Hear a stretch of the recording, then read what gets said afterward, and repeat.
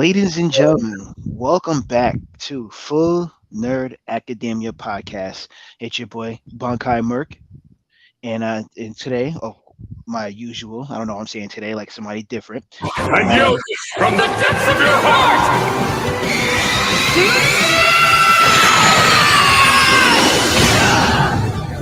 What's going on, everybody? And that's my boy Master D Maito. What's All going on, right. man? So first off, we want to apologize to our fans that we haven't been on the last 2 weeks. We had life situations happen. I know for me it's been a lot. I had my daughter go to kindergarten this week. So last Sunday we had a little play date for with our class. Well, it wasn't her class. It was like a bunch of kindergartners so they could meet each other. But the day before, I was actually at the New York Jets versus the New York Giants preseason game, which was totally amazing. Um, Yeah, but dude, I'm totally jelly of that. That's pretty sick. I've never gone. yeah, Well, I've never gone to a professional football game. Period. So, like, getting to go see a preseason game, especially something that big. What are you doing in here, dude? I closed the door on you. Small Sorry, Mike is making another appearance. trying to make Appreciate him. another appearance. Um, Gotta make him solo while I kick him out. yeah.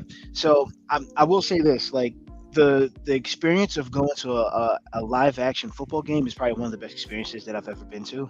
I've been to basketball games, uh, New York New York Knicks. I've been to the Miami Heat games. Just before they got LeBron, I got to see Dwayne Wade, Shaq. But I've been to baseball games too. Been to New York Yankee games. But excuse me, like nothing compares to a live action football game. Like one of the best feelings to go to. So if you get a chance, I definitely advise you to go to a Chicago Bears game, especially now. Like their team is really going to be good. Stamp Really, it. I'm really. That's right. You like Green Bay. If I'm not mistaken, I do like Green Bay. They're, my favorite team, but not really my favorite team. That's like my family's favorite team. We love Green Bay. We're a Green Bay family, but like it would be cool to go see the Bears, especially now because they plan on moving Soldier Field to Arlington Heights, which actually is like pretty much the city I work out of for the most part. So like it'd be pretty tight to be like much closer, But I just imagine that's just gonna make it even busier, like Oh yeah, most traffic definitely wise will. around there. So And yeah, I'm telling you, this is the year to go to a game. Like a lot of people are going to be sleeping on Chicago. Chicago's going to have a really solid team this year. I'm actually looking forward to watching them play. I'm a big fan of Justin Fields, by the way. That's why.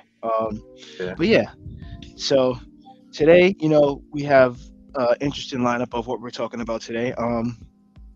So should we get right into it, or where you want to go? Where you want to go? Where you want to Well, go? Oh, so there's a couple of things obviously that the biggest part of today is we're mainly just going to be doing reviews. There is a couple of items that we kind of wanted to touch base on. Not anything too crazy in terms of like news or anything like that. There's a couple of things, couple of sad things. There's one thing that's that at least I find interest in. I don't know. Are you a Power Rangers fan at all? yeah, we had this conversation. I Oh, love Power Rangers. That's what I grew up on. I grew up on Power Rangers. Saturday morning cartoons. Let's start there. Saturday morning cartoons was the shit. yeah, for real. I mean, I wish they did Saturday morning cartoons again. You know what I'm Me saying? too. But it won't hit the same because the cartoons now don't really compare to like the cartoon that we got when we were younger. Like, come on, like Saturday morning cartoons, Batman. Even though it really wasn't a cartoon, Power Rangers. I don't. Did it come on Saturday mornings? I don't think it came on Saturday mornings. I don't remember exactly when like new episodes aired. I know that like it aired every day, and it was always like after school when they had like the Fox Kids after school.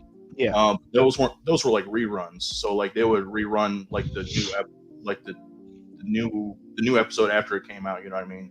Like 2 days out of the week, and then like show other reruns and stuff. So Actually, you know what? It did come on Saturday mornings because if it wasn't the original Power Rangers, it was definitely a set of Power Rangers that came on Saturday morning cartoons. oh yeah, especially once I think Disney took over for Power Rangers when they put it on Jetix or Disney XD, whatever it was called. I Yeah. think they started airing on Saturday mornings. But yeah, like we growing up, our cartoons to me was probably like top notch or top tier cartoons that we'll ever like. That's something we can definitely touch later. But yeah, of course, I like Power Rangers. But so kind of a little bit of Power Rangers news. It's a little old at this point, but you know what? Give me a second here. I don't have any of our banners up. Green Ranger is a female now. Interesting. You know, I've seen this Oh, yeah, picture and I didn't pay attention to that. I just saw Billy and I'm like, oh wow, Billy's the he's gonna be in the new Power Rangers. I like the colors that they chose too. This is actually the third season of the like latest team of Power Rangers. For the last 2 seasons, it was Dino Fury. That's like all on Netflix. Those first two or their 2 seasons are on Netflix right now. They're actually pretty decent. They're pretty good. I mean, it's still cheesy because it's Power Rangers. It's made for kids and stuff. But like overall, I enjoyed them quite a bit. It was pretty cool. But so what the brand has been doing lately, because Hasbro now owns the license to Power Rangers, they're moving away from like using a lot of the like Super Sentai footage. Really, the only thing that they're using from Super Sentai now are like the Zord fights. But as far as like these are all original costumes that they made, original weapons, and all original Morpher.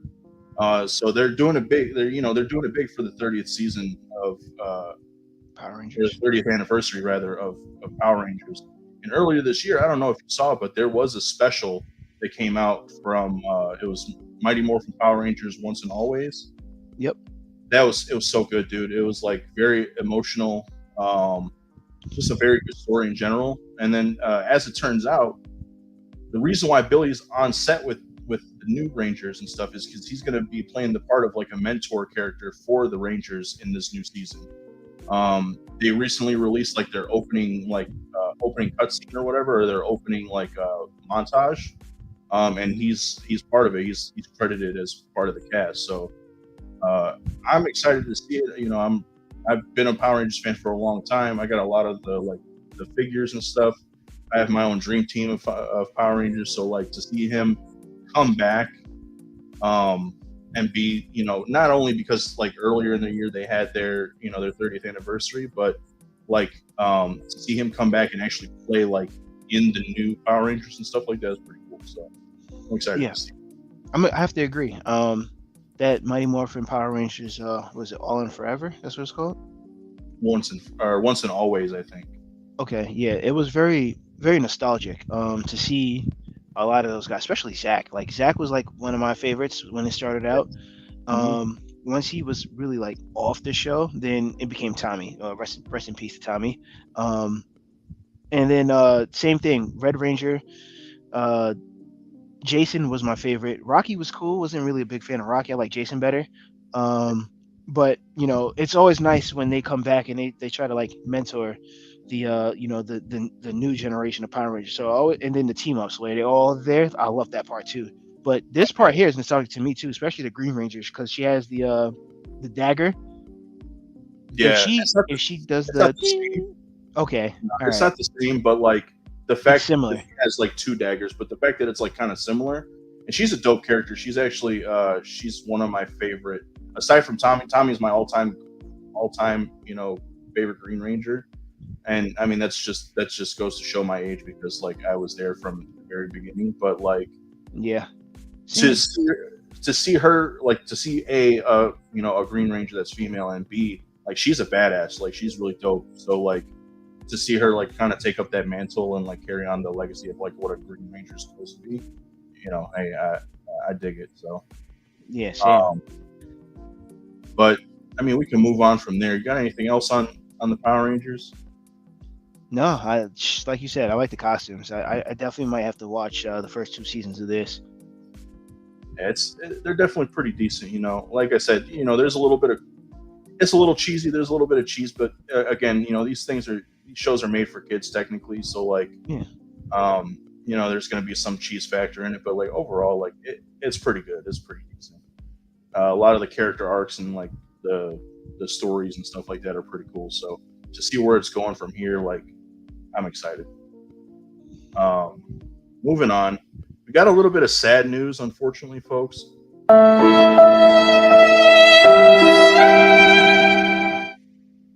Last week we lost a couple of people, a couple of celebrities that are kind of near and dear to our hearts.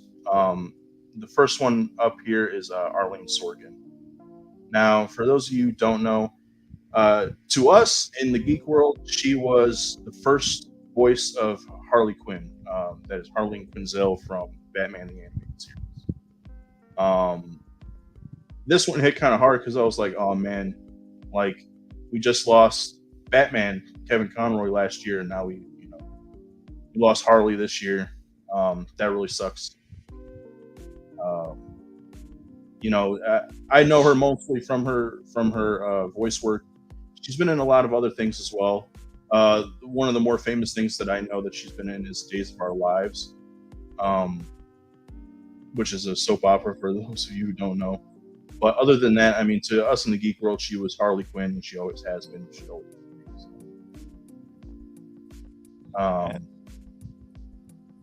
That's where I remember her from too. Harley Quinn. Yeah. So I mean, that's where a lot of people know her from as being Harley Quinn. So it's probably one of her more famous works. Obviously, she's been in a few things here and there. I think she's done a little bit more voice work than just Harley Quinn, but that's definitely her most famous, at least in my opinion. So, moving on. After that, we've got the GOAT. The GOAT passed away. Bob Barker.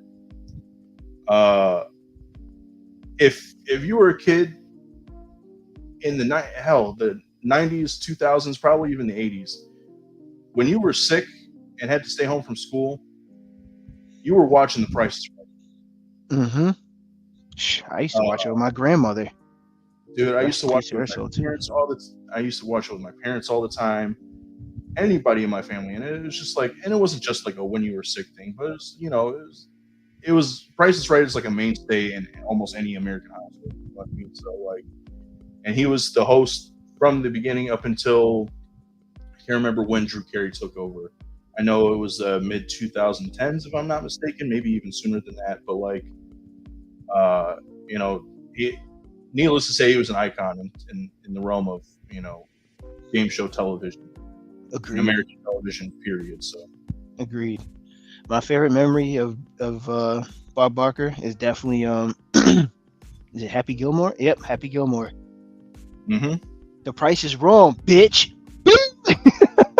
That was, yeah, dude. That is so funny. I know that they had like a follow-up video to that not super long ago, where it was Adam Sandler talking to Bob Barker like in the hospital, and they were just like they were roasting each other back and forth, kind of, and then they like kind of replay out that like that scene, the Happy Gilmore scene, where it's just like price is still wrong. So. But R.I.P. to the GOAT, Bob Barker, man. Yeah, he will definitely be missed. And the last, little bit of sad news. Change. There we go. Wyndham Rotunda, aka Bray Wyatt. You are a little bit more of a wrestling fan than I am, but I mean, even I knew who the Fiend was. Not a huge wrestling fan, but like I always kept an eye on some of the bigger names, definitely like some of the superstars, and I would say that he definitely was one.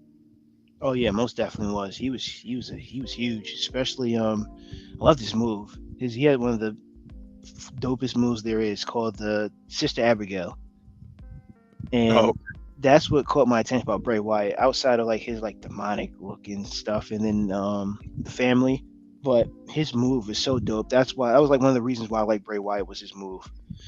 He was actually supposed to return this year, but it got pushed back because he was sick. And 2 weeks later, he passes away, it hurt. It was huge in the WWE world. Yeah, man. Like, yeah. Again, like I was never a real big fan of wrestling in general, but like again. I knew about him. I knew who he was and stuff like that. I really dug his theme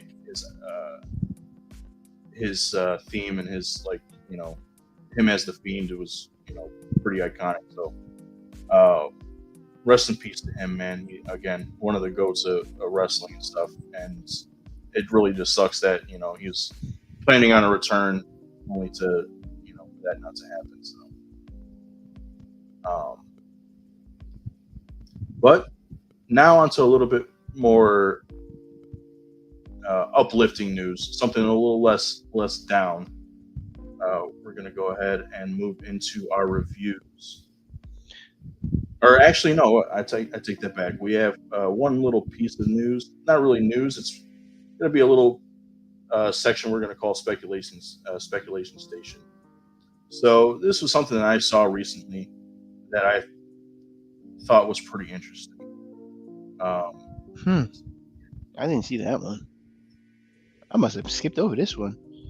All right. First of all, before we even start, I just want to say I love the three. Was it Shang-Chi or Shang-Chi? Shang-Chi, right? Shang-Chi, yeah. That movie was so dope. So him being a leader, I mean, I kind of see it, but I don't. I feel like they definitely could have put somebody else in that spot. I would like to see Spider-Man in that spot, honestly. Either Spider-Man or, well, we can't do that because we haven't even seen him yet. I would just like to see it like Thor. Thor could have been a perfect example for that spot, but I don't think he's going to be in the next. Actually, no, he will be. He should be. Actually, I don't say he will. He should be. Shuri, perfect. I don't care what nobody say. She's the next Black Panther, even though she didn't want to take the role of being the leader of Wakanda. But she's the perfect representation of one, Wakanda, two, or the next, I should say, because even when I saw her in the Wakanda movie, I'm not going to say Black Panther because it should have been Wakanda Forever, the first one. We had that conversation. She did such an amazing job of basically holding down a fort in both movies. Yeah, in both movies, she did such an amazing job holding the fort as like what she does. It was either running through the technology, or in this one, putting together that group to take on Atlantis. That's what I'm gonna call it. I know you're gonna tell us something different, but I'm calling it Atlantis. And yeah, the movie amazing, perfect person to have as a leader as the Avengers. She gets a lot of hate though, which I don't understand. I think the actress gets a lot of hate. No, that's not even the actress. It's Shuri herself. Like, I've seen some people like, well, I don't like the direction of Black Panther. They had many other options they could have went, and they chose her. And I said, well, yeah, they're literally following the comics, because the next person after her, after T'Challa, was Shuri. Mm-hmm. So like, you can't pick M'Baku to be Black Panther because he was never Black Panther. Like, who else would you choose besides that? We want to go to the ancestor realm. Who else can you pick outside of Killmonger? That's it. Right. Then, he died in the movies. So like, yeah, that's why he's in the realm, the ancestor realm. That's the first person she ran into, because it made perfect sense with how she was feeling. And then we won't see another Black Panther unless they hit some kind of anime time skip, and they put T'Challa 2 up here, and then he's the Black Panther. That's not happening.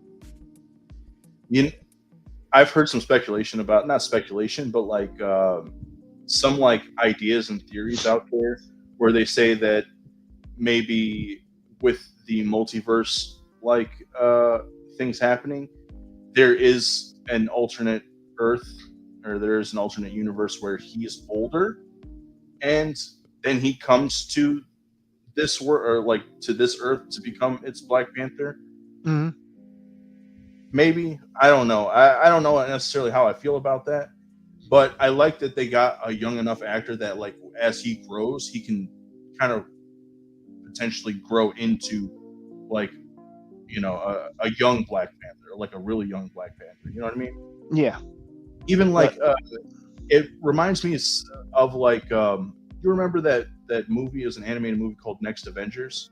Yes, I do. Where they had the children of the Avengers, and so it was I think his name was Azari, and it was the child of Black Panther and Storm. Mm-hmm. So it would be something similar to that, obviously without like the electricity powers and stuff, but like I could see something like that happening. So my lights fell. No, I definitely see that. Like I said, I actually like these three, especially Sam. Sam, like, I don't care. Like I don't care how anybody feel about him. He's a dope. He's a dope Captain America. Like even in the comics, he's actually a pretty dope Captain America. Yeah. He's very well slept on too. Oh, and so my opinion is I'm of the same opinion for the most part. Like I definitely like Sam being there. I feel like Captain America in general is always either A, the leader of the Avengers, or B, or it's always B, like he's the emotional core of the Avengers. Mm-hmm. Like he's their base, he's their spine, like he's the one that like the whole team kind of revolves around more or less. That's why like Captain America in Endgame was like he was the last one left to fight Thanos until everybody came back. And it was him who rallied everybody, and everybody rallied around, Cap saying Avengers Assemble. Which we've been waiting for a very long time. Right. That was something serious. Shuri, I like what she represents in this trio in terms of like somebody who's very the technological side, like the logical, technological, the brain of the three. You know what I mean? She's the Iron Man without the drinking. Right. She's the Iron. Like she is like if we break it down to like what the three were in the original Avengers. So you got Cap, you got Iron Man, you got Thor. Iron Man was definitely like the brain. He was like, he was the one spending all the money to like get everybody or make everybody gear. He was the gearhead. He was the one who like took care of all like the, what is the word for it? Of all the he took care of all the expenses as well as like being the one to like, here, I'm gonna like make everybody new weapons, I'm gonna make everybody new gear. He was the brain, he had all the technology at his fingertips and stuff. Cap was like the spine or like the emotional core as well as like the backbone. He was the one that like helped like hold everybody up. Mm-hmm. And Thor was like the powerhouse. I mean, he was the one that like he literally brought the thunder, he brought the lightning, and then on top of that, he also had like a mystical side to him. He was the one who kind of understood things outside of what normal humans like thought and what normal humans like thought they knew. So like he had the wisdom of like, things outside of Earth. So like in terms of that, like I could definitely see Sam being like the backbone, the spine, as well as the emotional core.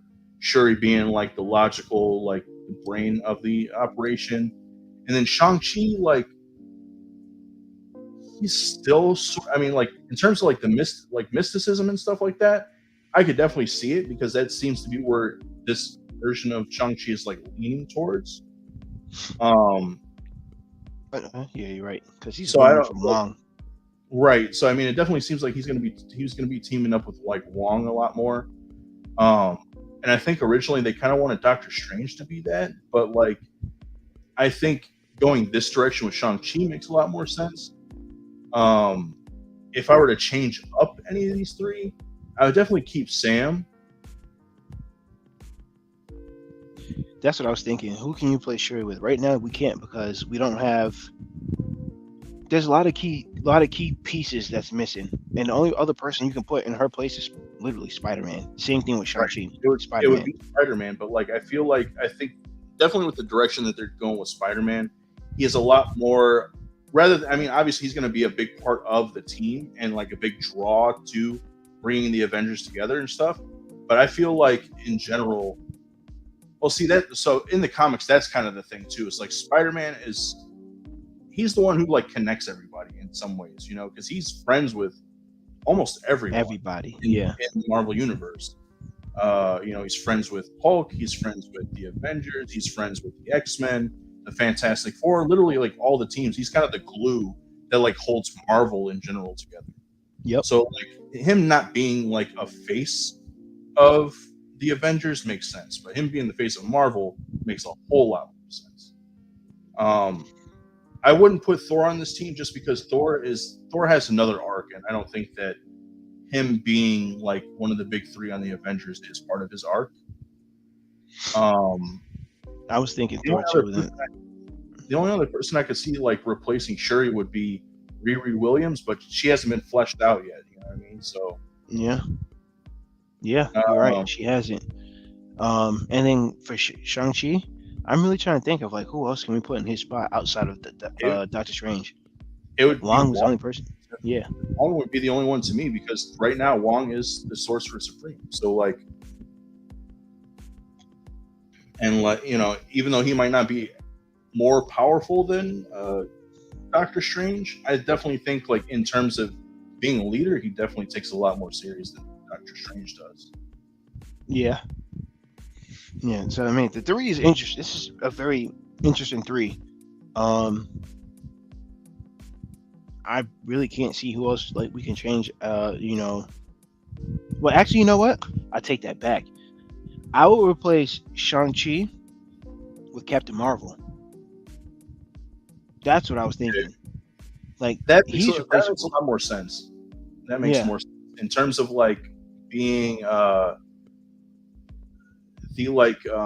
person who knows things outside of like normal like earthly things. She definitely takes the cake because like she's been out in the galaxy, she's been out in the universe, literally on many different planets, helping and saving people. Not only that, but like she is a freaking powerhouse. And yeah. aside from Gaia being the most powerful being in the Marvel's cinematic universe, it is Captain Marvel. So like I can see it.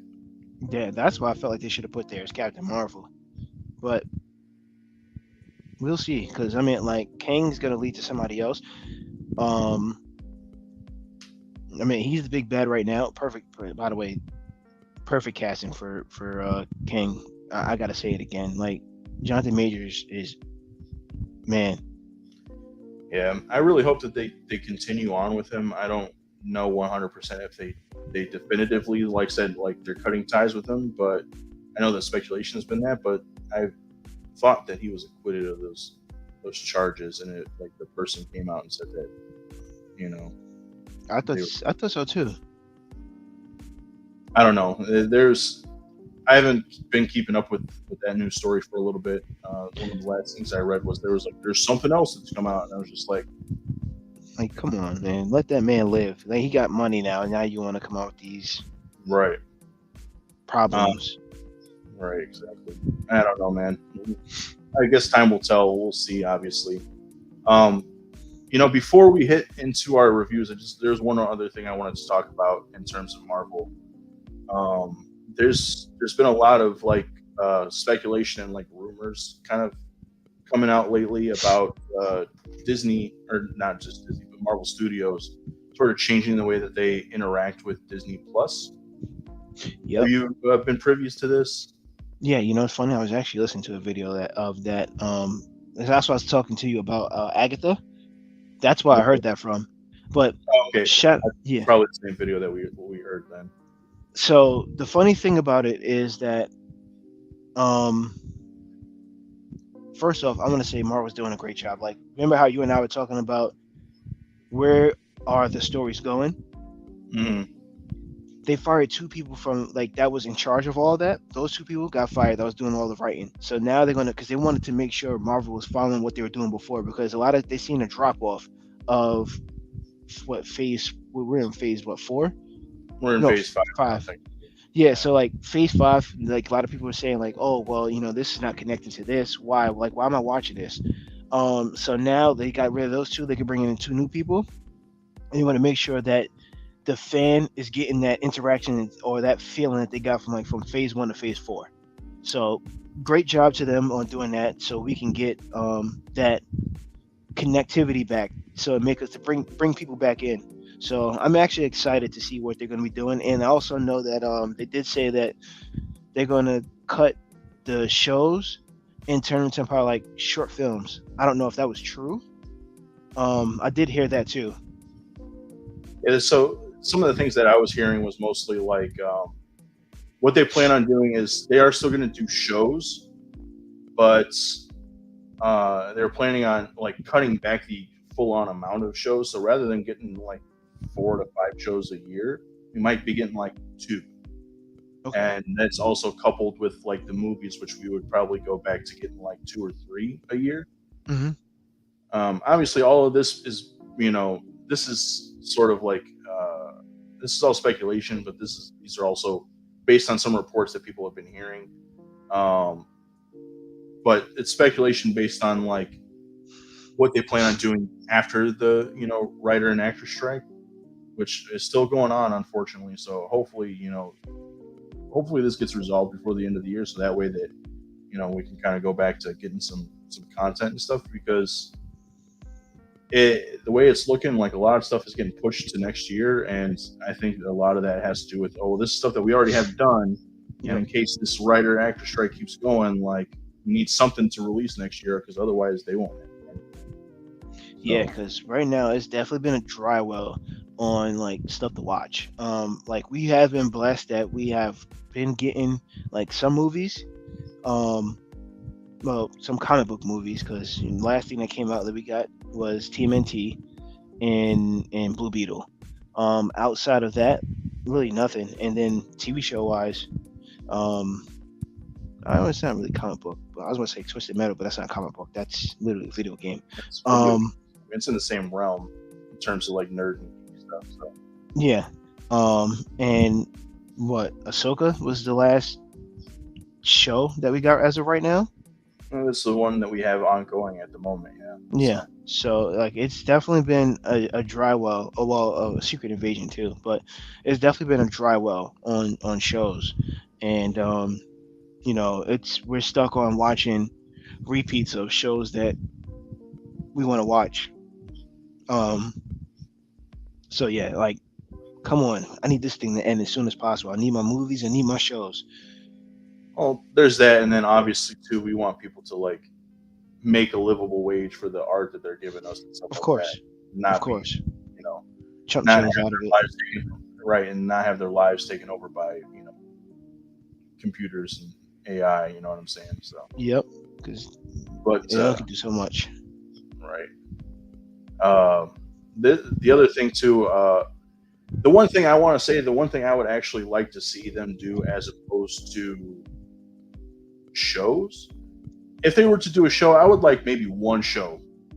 Give us one show a year, and like don't make it, either you can make it to where it's released on a weekly basis, but make like longer episodes, or just drop them all at once. And some speculation is saying that that's what they're thinking of. That's what they're thinking. That's why Echo is dropping all of their episodes at once when they do finally release all the episodes, is because they're going to try to like see, hey, maybe if we drop them all at once, we keep the viewership up, and like people get the whole, like, can see the whole story as it plays out, as opposed to like, oh, they're dropping off because like they're not seeing where the story's going.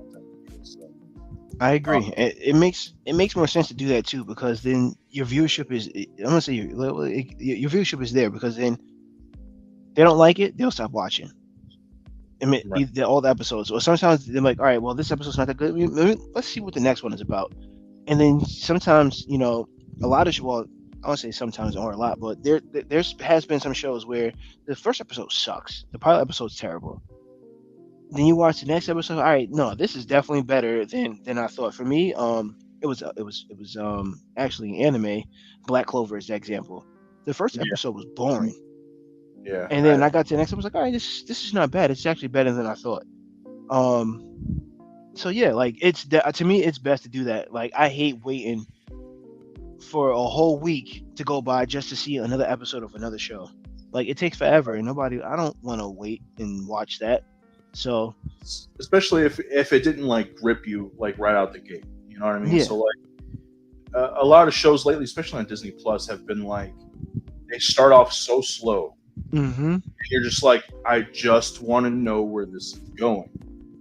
Give me like, and even if you drop like 4 episodes at once, give us like the first episode, okay, this wasn't that great, and then you start hooking us in with the second episode, like then we know, like, okay, I could watch these 4 episodes. This is good to get me going for the next week, and then you could drop them one by one after that if you choose to or whatever. But like ultimately, obviously, what would be the best is like just hook us with episode 1, but they haven't been doing that lately. So like, maybe dropping them all at once is a better idea. But my other thing was like, rather than doing so many shows, do like 1 or 2 shows, give us a lot more of the special presentations. The special presentations are really good. Like Werewolf by Night was awesome. It introduced us. It gave us a quick story, introduced us to a character. You didn't necessarily need to see his origin, but you saw like who he was and what he does. Introduce a couple extra characters in that, and then like bam, he's in the universe. So next time he pops up, oh shoot, I remember that dude from the special presentation. This is Werewolf by Night. This is what he does. Bam, he's right into the universe. No, like let me introduce myself to all these characters that are in this freaking movie. Let me give you my origin. Waste up half an hour of a movie when there's more that could have been like going on within this movie. Like literally stop dead in the middle of a movie to give this person their origin when like, oh, special presentation already came out. Like I know who this is. And if you want to give little hints to like, hey, remember this, or like give little hints to like, hey, this is where he came from. Just a quick little aside, like, hey, this Werewolf by Night turns into a Werewolf by Night. Like simple as that. And I think they could do that with a lot more characters. Like they should have done that with She-Hulk. I didn't need that whole show of fucking She-Hulk. Like didn't need to be a thing. Special presentation. Show me how she got her powers. Show me what she does with those powers. And she's she's a attorney at law. Dope. Give me that in an hour, less than that. 45 minutes an hour. Cool. Then just dump her into an Avengers movie or into a Hulk movie or to whatever.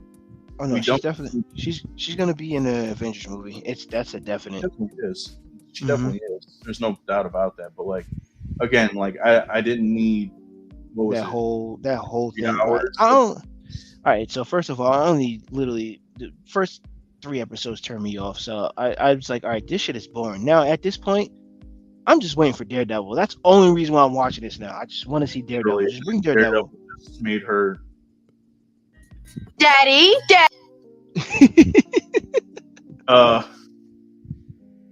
But anyways, yeah, literally that's the only thing I waited for, and they literally waited till like the last 2 episodes to give us Daredevil and shit. So like, I know it's a She-Hulk show, but like, honestly, that was the biggest draw. I would say that was a lot of people's biggest draw was like, is Daredevil in it this week? No, all right, click off.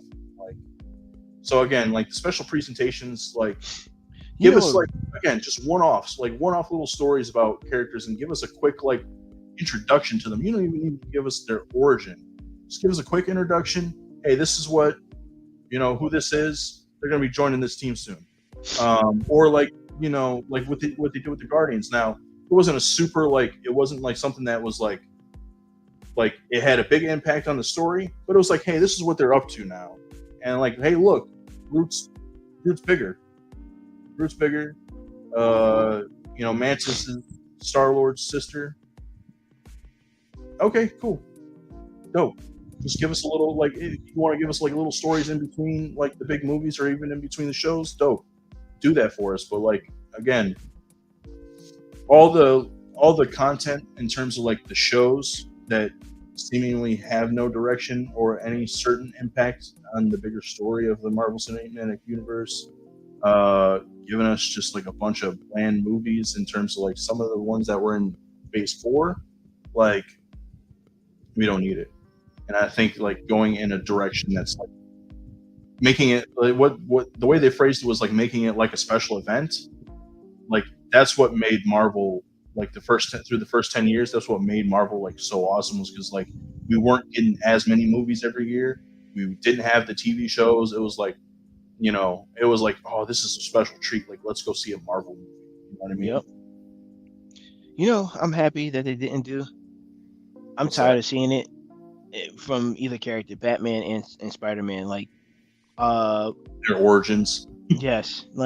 We got, and I love how they set up Tom Holland Spider-Man, where he don't have the same origin as the others. His is, he got his powers. They still don't explain how he got his powers, but there's a lot of speculation on that as well. Of that, he was at a Stark Expo, huh? And for the most part, he got bit by a spider. He got spider powers. Exactly. So they didn't tell you how he got it, but you already know he got bit by a spider. So like the speculation is that he was at a Stark Expo, and that's why Tony watches over him. All right, cool. That's perfect. That's a great job. Like, even if that's not true, that's still a nice setup.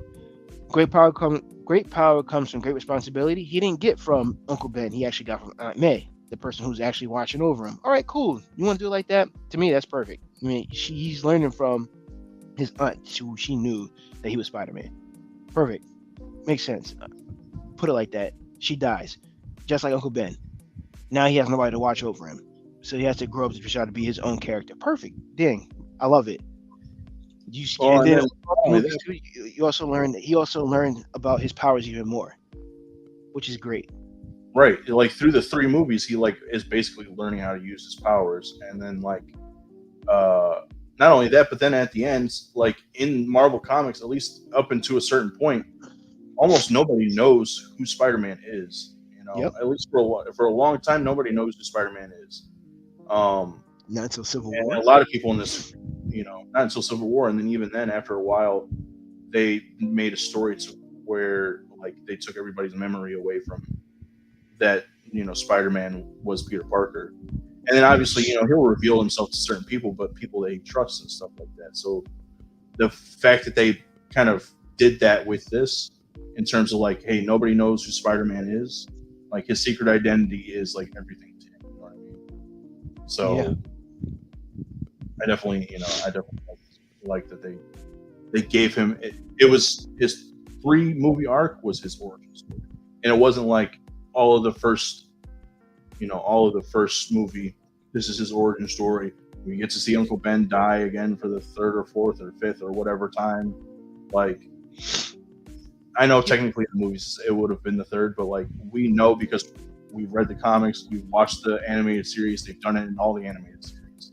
They've Mm-hmm. done it with the 2 big movies and stuff. Like we know this, especially as Spider-Man fans, they'll know what happened. So like, yeah, making it like a 3-movie arc of like him kind of getting his origin to be Spider-Man, like actually becoming like a true hero. That makes more sense. Yeah, But and that's exactly what we got, and it was perfectly done. definitely talked about it. So Yeah. um,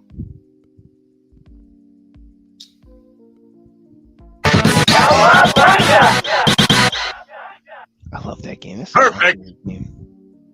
um, but anyway, so let's go ahead and move on, man. We'll head on to the next thing. So enough of the speculation station. We're gonna move right into our reviews. Good. All right. Um, this right here. So, spoilers for the Flash. I know I kind of talked about it a little bit, but Bankai Merc here, he got to see it this weekend because it's finally out on HBO Max. So, if you haven't seen it, spoilers galore. You want to take it away, my friend? This movie was garbage. Garbage, garbage, garbage, garbage, garbage, garbage, garbage. All right. So there were some cool parts about the movie that I liked. It was very few in between. My favorite part is when I said Christian Bale, when Ben Affleck was chasing one of the bad guys, and he ends up in the tank. I'm sorry if you haven't watched it. I'm definitely spoiling this for you. He ends up in the tank. He punched the guy banged the guy's head in the passenger seat a couple times, and then they both looked over at the driver. The driver said, "Huh," and just fell out. That shit had me in tears. That was probably the best part of the movie. Um, Ezra Miller, horrible. Like I felt like once he had his little speculation going on, they should have replaced. They were not speculation, all that problems that he had. He should have got replaced.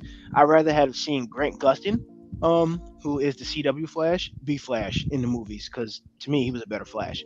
Um, like I said, very few good parts in between. Literally the best part of the movie is Michael Keaton, seeing Michael Keaton as Batman.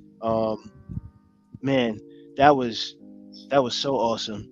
And then, like I said, this some funny parts. Like when the younger version of Barry. well, to me, Bart, because he's not Barry Allen, he's Bart Allen to me. I don't care what nobody say. Um, when his clothes burned off, that was funny. Like when he first found out that he can run fast after the accident, and he goes out into the street and all his clothes burned off, and then like it's a whole bunch of problems and stuff. I thought that was cool. And then the scene where they went to go rescue Superman, but they found out that it was actually Supergirl. That part is so fire. Like, and it's not even because of Flash. It's literally because of Batman. And like, this is like what we always wanted to see out of Batman. Like, him using his hands. Like, he put hands and feet on people, and he's using the gadgets too. And that's the part that kind of blew my mind. Is that we seen Ben Affleck's Batman, and then we see Michael Keaton's Batman. Michael Keaton's Batman now should have been what Ben Affleck's Batman was doing, but his Batman was so much better. They gave him better gadgets. Um, Fighting scenes was way better.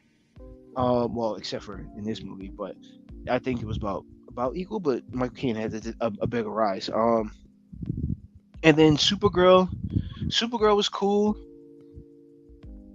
I didn't really see like her part when she was fighting the Russians. That was pretty dope. Um, and then watching her die over and over was pretty funny to me. Because I don't like anybody from Super Family except for really Superboy. But well, Connell Superboy. After that, like I wasn't really impressed with the movie. Like I said, it's just few parts in between that you're like, damn, this is good. Like this is a pretty dope scene. Like I like this. And then the end was pretty dope to me. Like 'cause since he went back into the past, changed everything. He changed who Bruce Wayne was in that era. So instead of it being Ben Affleck, it became his best friend. And if you know that circle of friends, George Clooney ended up becoming Bruce Wayne. And it was nice to see Bruce Wayne because to me, I thought George Clooney, and it's funny, I said that too. And I said, to me, George Clooney is not that bad. He wasn't that bad of a Batman. He just had like, I forgot who wrote that bad. I think it was Tim Burton. I don't remember, but Joel no, Schumacher. George Schumacher. Horrible writing. Both of those horrible writing. So it was nice to see to me George Clooney and Bruce Wayne. So if you see it, don't expect anything high. Just know you will get amazed by some parts of the movie, not all of it. Horrible. If I had to rate the movie, I would give it a 3, and that's me being generous. Damn. It's a 3 out of 10. 3 out of 10. Yeah. Uh, And it was rushed. No, it wasn't really rushed because this movie's been in production for like 6 years, so not really rushed. Like, well, But some parts to me, like it was rushed. um, I've already kind of talked about my feelings about the movie in general, but like overall, like, is it a good movie? Sure, it's watchable. It's not a great movie. The best parts about it are definitely like the Batman scenes. Some of the Supergirl stuff is really good.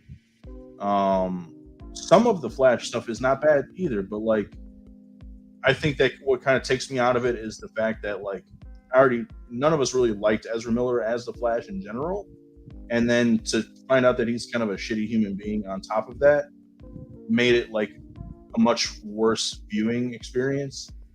Some of the comedy in this was pretty funny, like seeing him thinking that he was going to get started running in the police department, and then he's just like running around in the circle, like skeeting his shoes on the ground.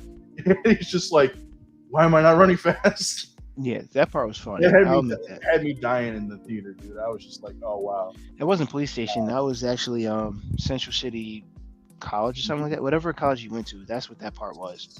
CCPD, bro. That's why. But no, you're right. I'm sorry. No, you're right. I'm sorry. You're right. You're right. It was CCPD. Because and I'm thinking of because when he ran to his younger self, he took him to like he was in college, so that's what made me think that. Well, his younger self. He ran into his younger self at his parents' house, and then he went. They stayed in there like his apartment or whatever, some of that stuff, like some of that stuff, like the little beats, those were funny. It's like some of all the other action stuff that wasn't necessarily great. The overall story in general wasn't like great, just because like they they they were basically making this into Flashpoint, and this was not Flashpoint like at all. Like Mm-mm. there wasn't anything about this that screams like Flashpoint from the comics, other than Barry running back in time to save his mom. No, two. There was two parts. And then when remember he lost his power, so he's trying to get his power back, and Yeah, he got that's hit. He struck himself with the lightning. Wrong Batman, by the way. Wrong Batman. that's It's true. supposed to be Thomas, not Bruce. And in the Russians, it wasn't. Well, it wasn't Russians. I was who gonna say that. took I was Superman. gonna say there was yeah, no, that wasn't Russians. Those were Americans that took Superman. Yeah, Superman was a prisoner. Well, he was a prisoner of Earth, but he was a prisoner of the Area American. 51. So yeah, so like, other than like literally a couple of beats, there was nothing in here that was like Flashpoint. Yeah, literally. So Like, why the hell do I see Black Flash?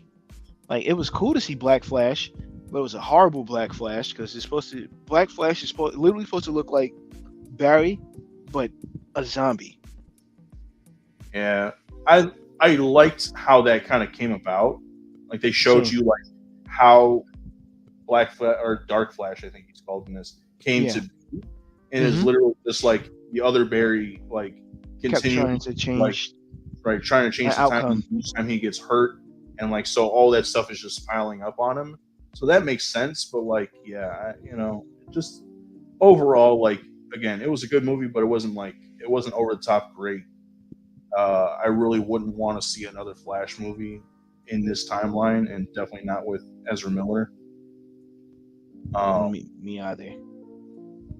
Especially because the boy don't know how to run to save his damn Oh life. my god, bro! You don't understand how he had one. Like, you called it too. Exactly what you said. He had one good run scene. After that, I got tired of him swinging his arm. I really wish I was Batman. I would have punched him. Like, yo, run right way, please. Even when he's like in the, I guess in the Speed Force is what they called it, but like when he's running through time, he's not even moving his feet forward. He's like He's running backwards. backstepping like this. Yeah. So it was That like was stupid. strange to see. It was so strange to see, but Yeah, like why is he like? I understand what you were doing, but it was stupid. And what then did you think? the part that I did like too is that they kept referencing Back to the Future. Yeah, that was funny. Those were funny things. And they kept saying Eric Stoltz, and he's just like, why do you keep saying Eric Stoltz?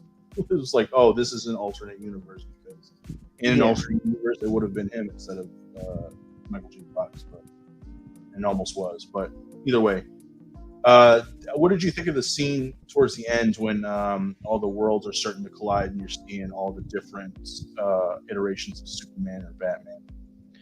My first thought was Infinite Crisis on Earth. Crisis on Infinite Earths. I said it wrong. Yeah, yes, that. That's exactly what I was thinking. And then it just brought me to CW, and I did that. Right. It wasn't too bad. I liked getting to see like George Reeves Superman, Adam West's Batman, getting to see Nicolas Cage Superman finally was like kind of sick. It really was. makes me wish that movie ever came out. But like, I didn't like what he was fighting, but just to see Nicolas Cage in the Superman costume was so dope. Thanagarian Stair Beast, bro. That's what that was? That's what it was called. So like, you'll have to. There's a documentary. I'll have to show it to you one day. That's basically all about the making of Superman Lives, which was supposed to be that movie that never got made. The producer, the one who was like wanting to make the movie, had a hard-on for some reason about getting Superman to fight a giant spider. So like Kevin Smith, who I'm a big fan of, he was writing that movie, and so he like made that, he put that scene in there, is that Superman's fighting a giant spider, and he's just like, are we just gonna call it a giant spider? He was like, so Kevin Smith came up with the name Thanagarian Snare Beast. So okay, I mean that works. It's known as, but yeah, it is. I wonder if it had the nth metal. Probably not. You know, I was thoroughly chuffed to see it though, because I was like, oh shit, finally we get to see him. But yeah. Anything else on the Flash, man, before we move forward? Nope, we can move forward. I'm done with that movie. I watched it. I'm happy. I watched it. Not really. I'm actually kind of mad that I wasted time watching that movie, but I was happy to see certain parts. So yeah, I'm done. Next. So overall, would you say? What a joke. It was a joke. It was horrible. I, from top to from the beginning to the end, I thought it was so. Next topic. Yeah, we'll move on from here. If I can. There we go. All right, now this is a movie I saw. You haven't had a chance to see this, have you? No, not yet. Dude, I love this movie. So for those not in the know, this is a picture for Teenage Mutant Ninja Turtles: Mutant Mayhem. This was like this is the movie that was produced by Seth Rogen. He plays a voice in the movie. He plays Bebop. Huge stellar cast of like voice actors. Mhm. These are literally teenage Mutant Ninja Turtles, dude. Like, it threw me off a little bit because obviously it's a little bit more new age because like the teenagers that they got are teenagers now. So some of the like lingo and stuff like fell on deaf ears because I'm old. But like, it was overall, dude. It was super funny. It was really cool. Their like origin story, they kind of like reworked the origin story quite a bit. But I feel like, especially in this iteration, it makes sense for them. It's cool, and I know that this is supposed to lead into an animated series for Nickelodeon. So like, once they do make it, I would love to see this. I would love to see this like story continue. It's really good. Overall, like I would say, like you should go see it if it's still in theaters. If not, like it'll be on streaming. I'm sure not too long. So it's definitely a good watch. I would love to watch it again because it's really good. Like the characterization of each one of these guys, like other than Mikey, which Mikey was a little off from what I normally know him as. Like Donnie made sense, Leo made a lot of sense, and Raph made a lot of sense. You know, Donnie overall, or I mean not Donnie, Mikey overall was still funny. He was still a funny guy, but he wasn't like the party dude that like I know him to be in a lot of iterations of TMNT. But he was still cool. So overall, like it was a really good story. It was a really good movie to watch. It was a fun time in the theater, dude. Like it's just overall cool. I would definitely suggest it. And if anybody has seen the movie, bacon, egg, and cheese. That's all I can say. I think this. Oh wait, no, this one doesn't. This isn't the scene from Bacon, Egg, and Cheese. But once you see the movie, you'll understand like what that is referencing. Because it's funny as shit. We can move on from here because I know you didn't see it, so I don't want to spoil anything for you. No, but this is definitely one of two things I need to watch this summer. Oh, well, it's not summer anymore, but yeah, before once it comes out, you definitely gotta see it. Yeah, because like as soon as you can, you gotta see it because it's really good. Like I said, the only thing I'll spoil for you is bacon, egg, and cheese. I love me a bacon, egg, and cheese. I do too. All right, moving on, dude. This is a movie I just saw last week. This was actually a pretty good flick. Blue Beetle. Honestly, like I didn't really know what I was expecting when it came to this movie.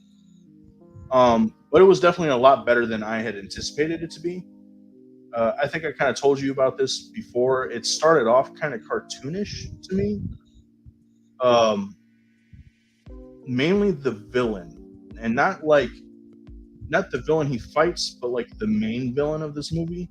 Mm-hmm. Over the top cartoon like villain to me. She was saying shit. I was just like, people don't say that.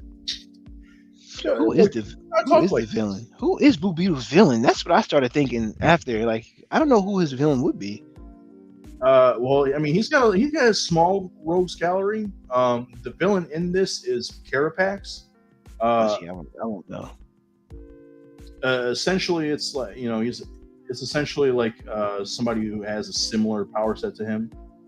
Um, in the movie, they do a really good job of actually setting it up and like showing how he kind of comes to be his villain. Hmm. But they they really stick the landing on this movie. They kind of switched up things towards the end. Not it wasn't like a huge twist, but it was like refreshing. That was the one word I could if there was one word I could say about this movie is that it was definitely refreshing. Uh, it's like a superhero origin story, so it's like if you've seen a lot of superhero origin stories, you've seen basically seen them all because they all have like something similar. But in the end, it definitely took a turn and like really made this into a really great movie. There's a lot of like family. There's a lot of family orientation in this movie. It shows off a lot of like Mexican culture in general, especially when it comes to like the family like talking to each other, bickering with one another. Like it does really well in that aspect, kind of showing off Mexican culture in general.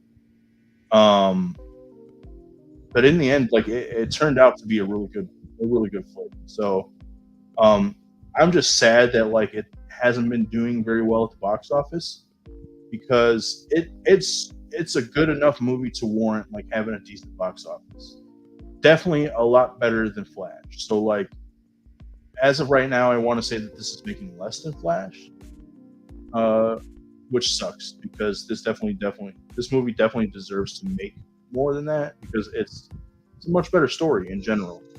And not only that, but like the leading actor is not problematic. Um, this kid, Cholo Mariduena, if you've seen Cobra Kai, he's like one of the main characters in there. He's good. He's a good leading actor, and he's definitely got like star quality. I would love to see him like in the DC universe more. So like, I'm really hoping that even if this movie doesn't do well, that they continue on with like the team that they had for this movie. So like, definitely him as Blue Beetle. You know, having his family as like a little cast of characters within his like little microcosm of the universe would make some sense. So like, I just really hope that they continue on with it. But we'll see. Any thoughts? Yeah, I know you haven't seen it or anything. No, I was gonna say the same thing. Like he's in Cobra Kai. He's actually he has great potential. Like he's not a bad actor at all. Um, he's the reason why I really got hooked on the Cobra Kai anyway. Like, Yeah, same. um, Him and but Rob.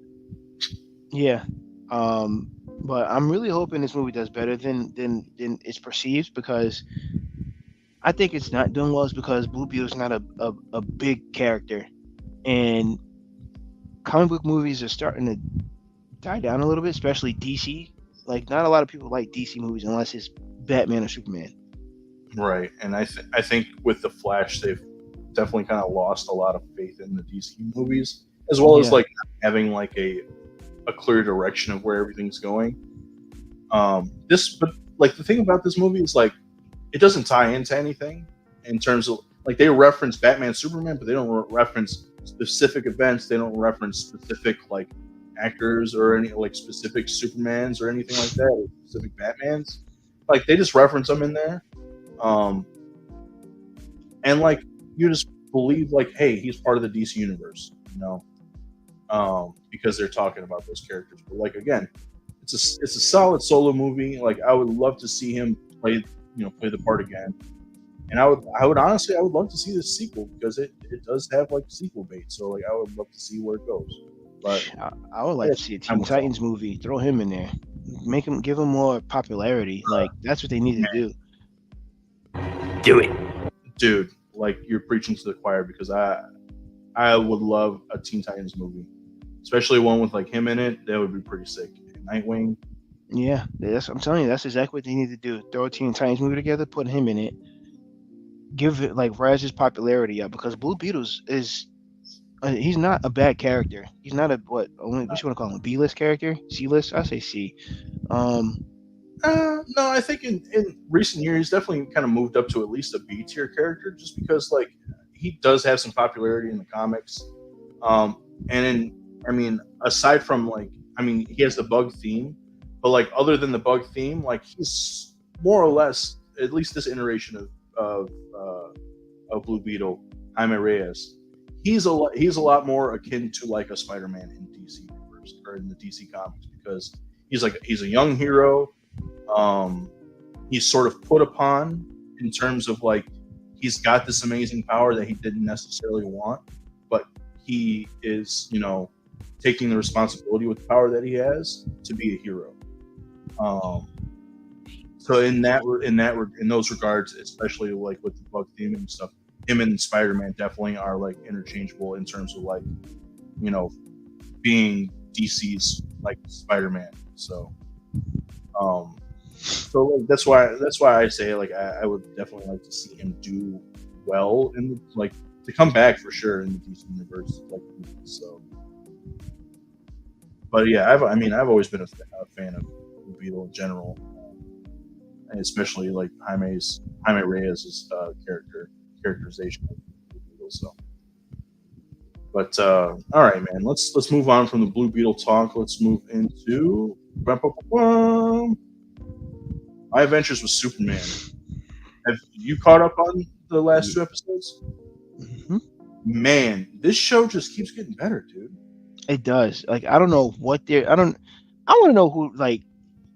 They need to take these writers and put them into a Superman movie because what they're doing with this Superman is freaking phenomenal. Like I'm hooked. Like I'm hooked. Like this shit. It's making me become a Superman fan, and it's literally off of this show by itself. Because Right.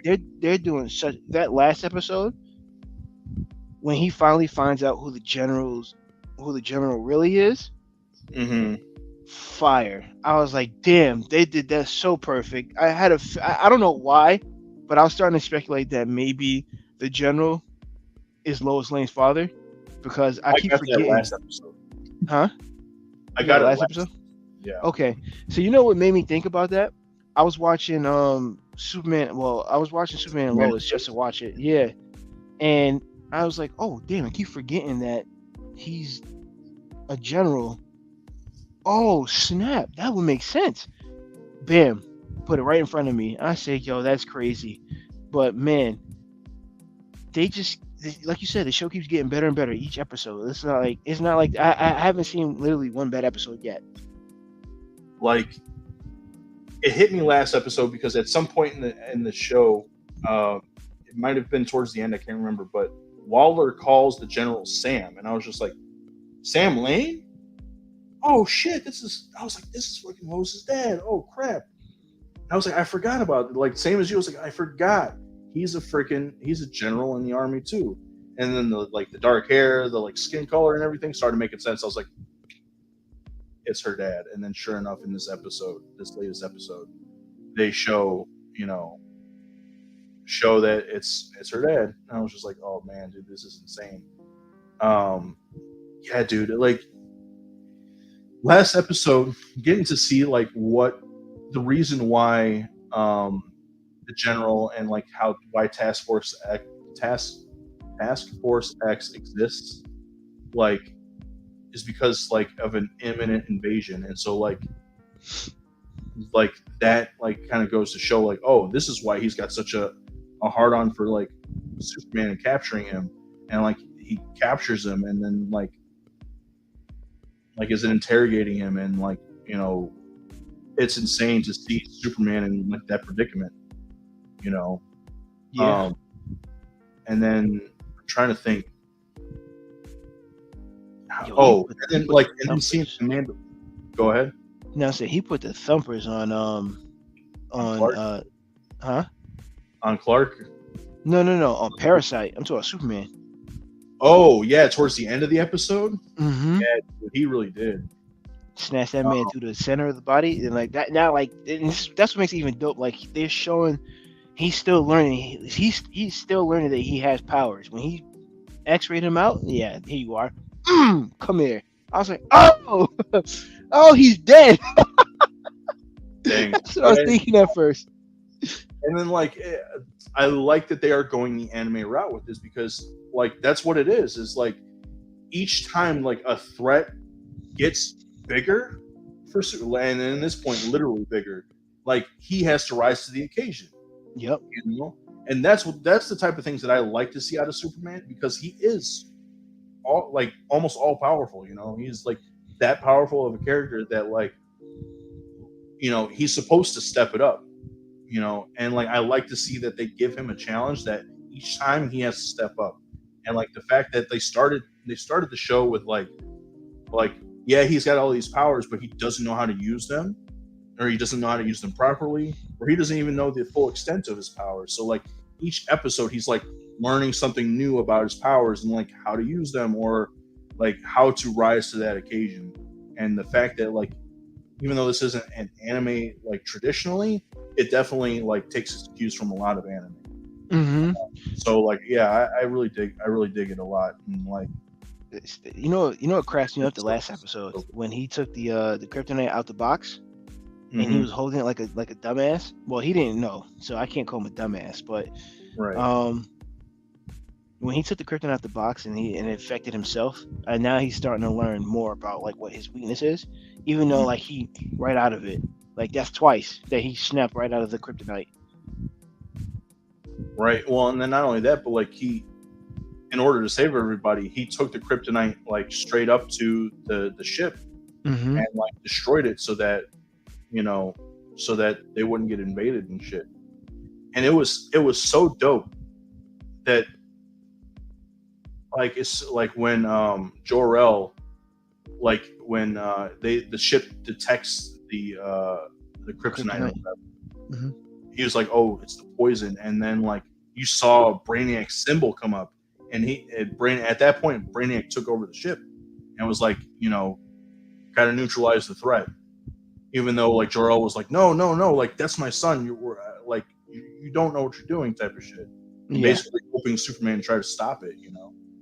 To see that they're rolling Brainiac into this universe and seeing how they're doing it, I'm real intrigued to see like how they go about this. Because at first I thought the big bad was going to be Brainiac, but heel turn, it's not just Brainiac, it's Zod. Because Zod was the one who came first. Like I was hoping to see Zod, but like the fact that like it's Brainiac serving Zod is really cool. Ooh, that's gonna be good. It's a twist. Like it's a cool twist on like something that you already know. But like I'm really glad to see like they're really kind of like pulling out all the bags of tricks and like really like setting up a really cool story, man. Like no, it is. Literally the only person we're missing now is the bald-headed freak who really despises aliens. Sure. Yes, that's all we're missing now. That's literally the last piece of Superman that we're missing is Luthor. And like at this point, I feel like they're not gonna give us. No, I don't think they're gonna give us Luthor. I don't think they're gonna give us Luthor this season. If they do it, if anything, it's gonna be something like to tease next season. I bet. It has to. Because at this point, like, what threat would Lex be to Superman? You know what I mean? Literally, because like we said, he's just starting. Like we're getting a fresh start of a Superman. So it's nice that they're introducing like kind of like the smaller, even though some people are not really his villains, but like smaller villains. Parasite. Well, Parasite is his villain, but Parasite is his, but like he's a low tier villain for Superman. And like some of the other like the Task Force X members, like they aren't necessarily Superman villains, Yeah, so Banshee, Livewire. No, Silver Banshee is one of his, but like Livewire is not. Livewire is because Livewire was introduced in Superman the animated series. That's how she first came to be. She wasn't a comic character at first. Okay, so then Livewire, Silver Banshee, Heatwave is not. Mist, I don't think is, and then like who are the bigger guy? I still don't know what his name is. The bigger guy in there, I don't think is one of his villains either. Yeah, I forgot his name, but yeah.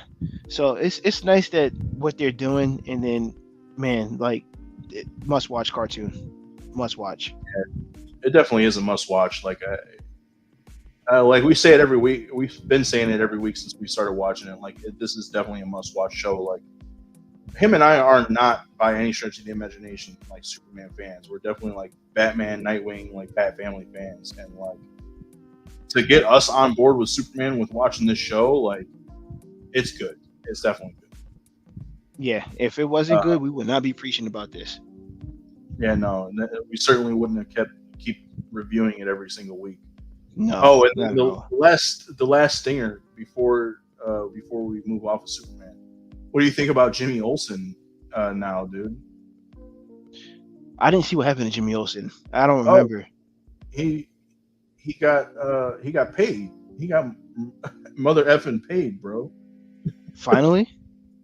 Well, because I think it was Perry White or somebody at the Planet bought Flamebird, so like he sold it to him and he made like I think he said like $1.2 million or something like that.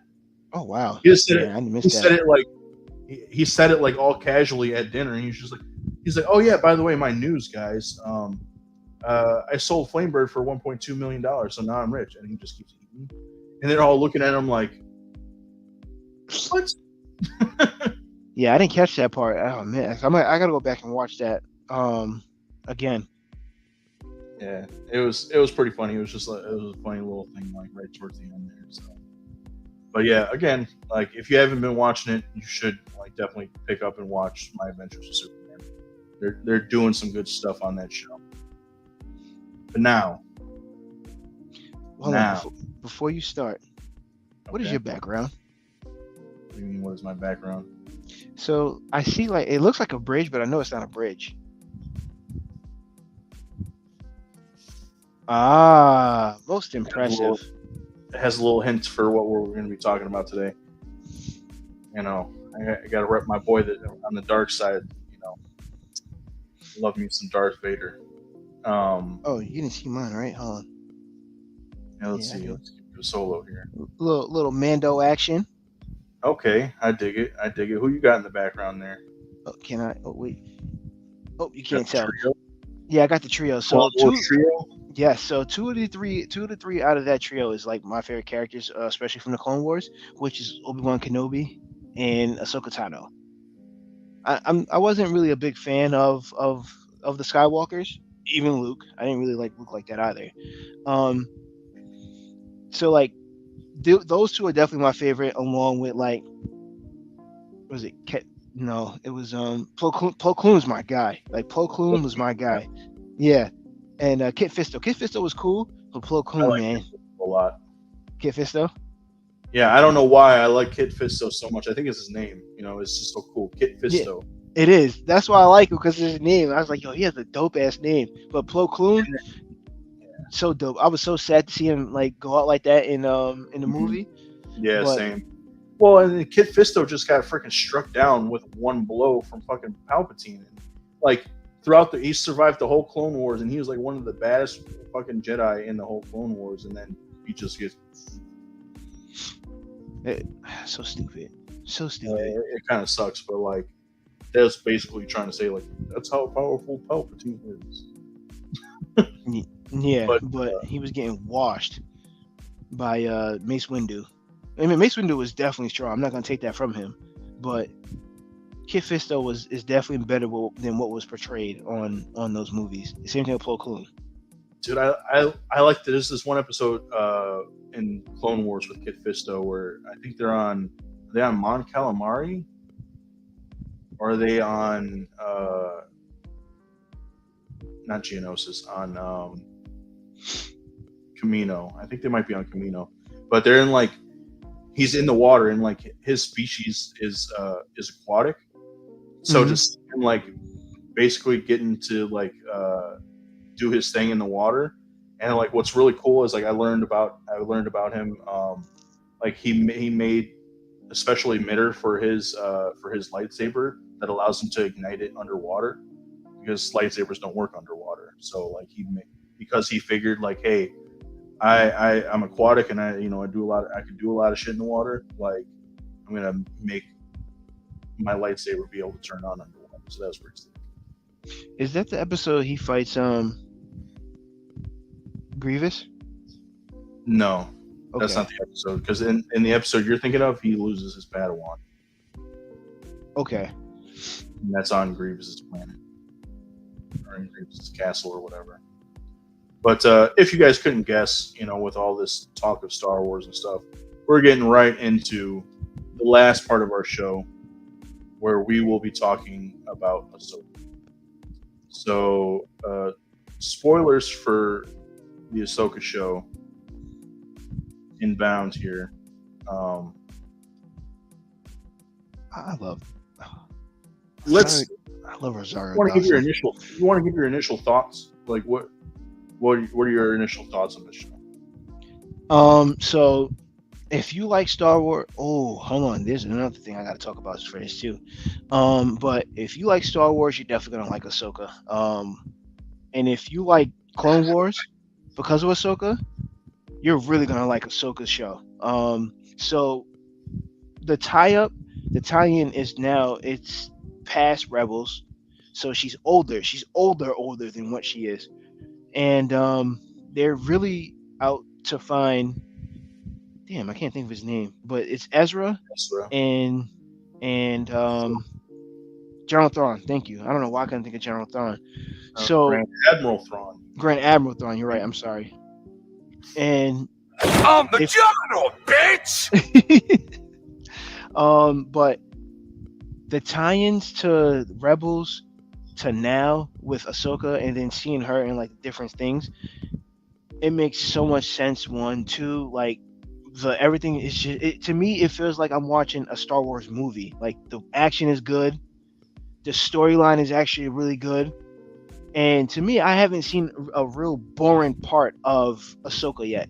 Through the 3 episodes that we've seen, it definitely felt nice to see like some old characters like from Rebels. If you ever watched Rebels, and then I didn't really pay attention to that, but I didn't know that Sabine actually was being trained to be a Jedi. I never paid attention to that part. Um, That's something or that came literally at the very end of Rebels. They never really explored it too much. It literally happened at the end of Rebels. okay, see, I didn't see the last episode, so the last episode that I always thought that I've seen was with no, it wasn't that. I was about to say it was when she ran into to Darth Vader, but no, it was another scene. It was something way after that because Kanan wasn't blind at that time, so that's how I know that wasn't the last. So it was literally around. No, I can't remember the time, but man, I'm just gonna say like definitely must watch for the 3 episodes that's out. Please give it a watch. Like you don't understand. Like I'm Star Wars is probably like third in like genre wise of what, like I don't want to say genre, but like comic wise of what I like. But amazing. What do you think? So my initial thoughts, I definitely like it. I like it a lot, and I've heard some hate online, which kind of sucks. But honestly, and like this is gonna sound kind of shitty of me, but it's like really old Star Wars fans that seem to be like, "Oh, I don't really get this. Like, it doesn't tell us this, it doesn't tell us that," and it's just like, and they're like, "Well, I had to watch the shows in order to understand." It's like, yeah, dude, but that was always your excuse to people whenever it came to like people who didn't know anything about Star Wars. It was like, oh well, you gotta know the stories. You have to have seen the movies, or you had to read the book, or you had to do this, or you had to do that. It's the same thing. Like you should have done your homework if you didn't think that like this was something that you wanted to watch. Like you should have done your homework because in the end, like they said, this is basically Rebels season 5. You know. Now Yep. I will say that like I haven't seen all of Rebels, but I've watched the first 2 seasons, and then a lot of this Ahsoka stuff like I've seen in terms of like spoilers. So like I know what the whole story is and like how Rebels season 4 ends and like how it ties into the original trilogy. So like I know all of that stuff. I'm caught up in that sense. Should I kind of want to go back and like rewatch like the last 2 seasons, just to kind of get caught up with what the like little intricacies and details of like things that happen. But like I know for the most part the story of what happens. So like in that sense, like yeah, I've definitely been loving this show so far. Like there's a couple of things about it that I don't necessarily like. Um, at least I think that was like in the first episode. That kind of like it felt a little slow to me, but instantly with like episode 2 and especially with episode 3, things have really picked up. And like, so overall, like I definitely like it. I'm definitely digging it, and I'm excited to see it like on a week-to-week basis. Yeah, when when you told me it was out, I was like, no, it's not. I'm looking right at it. I don't see it. And then I finally watched it. First thing I did when I saw it, I messaged you, no, Sabine. Right. And he was like, bro, just keep watching. I'm like, all right, fine. But Literally, I was like, oh yeah, dude, it hit me. I did the same thing you did. Honestly, I was just like, no. yeah, like, bro, she went down so like weak, but the princess is more trained than what she is. But the speculation that I'm hearing is that one of the masked damn, what is it called? I can't think of the word. You're talking about from well, they don't necessarily say that they're Sith, but like the Dark Jedi. Yeah. So they're you're saying talking that's the Inquisitor is with them, right? You're talking yeah, about yeah, the masked Inquisitor. They're saying that is Star Killer. That's a possibility. It could be Star Killer. Ooh. See, I think I ran across that, but I didn't like listen to whatever that was or like read the article or whatever. Mm-hmm. But I have seen that theory kind of out there. The character's name, by the way, is Marok. Yeah. That would be cool if it's Star Killer, but I have a feeling, and I don't know how true this would be, and I don't know what the evidence is. I don't necessarily have evidence for who it might be, but I think it's Ezra. That's what I said. I said the exact same thing. And then somebody said, no, it can't be Ezra because of like such and such. I forgot what he said, but I said the exact same. I said, I think that's Ezra. Because he was still trying to find his way. He didn't really he had a lot of anger issues. Mm-hmm. So I wouldn't be surprised if it is Ezra. You know who I really want to see? I'm hoping that he ends up in this because they said he is canon now. I'm really hoping that they put Cal Kestis in this. I would love to see. You know what? Okay, so this is gonna be one of the nitpicks that I had that I don't like about the show is the fact that they have a star map, and it's a star map that they had to find at the beginning of this that like leads to the person that they're looking for. Now that was the same exact freaking plot of The Force Awakens. Yep. And it was the same exact plot of The Rise of Skywalker. That they have to find a fucking star map in order to find the person that they're looking for. Really? You guys are going to recycle that not once, but twice now? Come on. No, I definitely understand. Not only that, this is the thing that doesn't make any sense to me in the beginning of this, right? And this is not saying that this dismantles my joy for the show or that it dismantles like what I think of Star Wars in general. But this piece like kind of threw me off because I don't see how any of this makes any sense. So this star map, right, is on an ancient planet that was once inhabited by Night Sisters, right? Mm-hmm. It's once inhabited by Night Sisters. Now, this is a map specifically showing the location of another galaxy, which is cool. There's another galaxy that they have to travel to. But to Thrawn's location in another galaxy? If this is an ancient temple, right? This is an ancient temple, and Thrawn, at this point, will have been sent to this other galaxy maybe 10 years before? How is it in an ancient temple? Who had the time? I'm trying to figure out who it was that figured out Thrawn's location, made a map for it, and then put it into some ancient ass temple for someone else to find. Like, this makes no sense to me. This makes absolutely no sense to me because, like, unless it's unless it's for just this galaxy in general, which that makes more sense. But like, if they knew the location of Thrawn, rather than making a star map and hiding it in an ancient fucking temple, why wouldn't they just give that to Thrawn's followers and, I don't know, go fucking find Thrawn? I agree.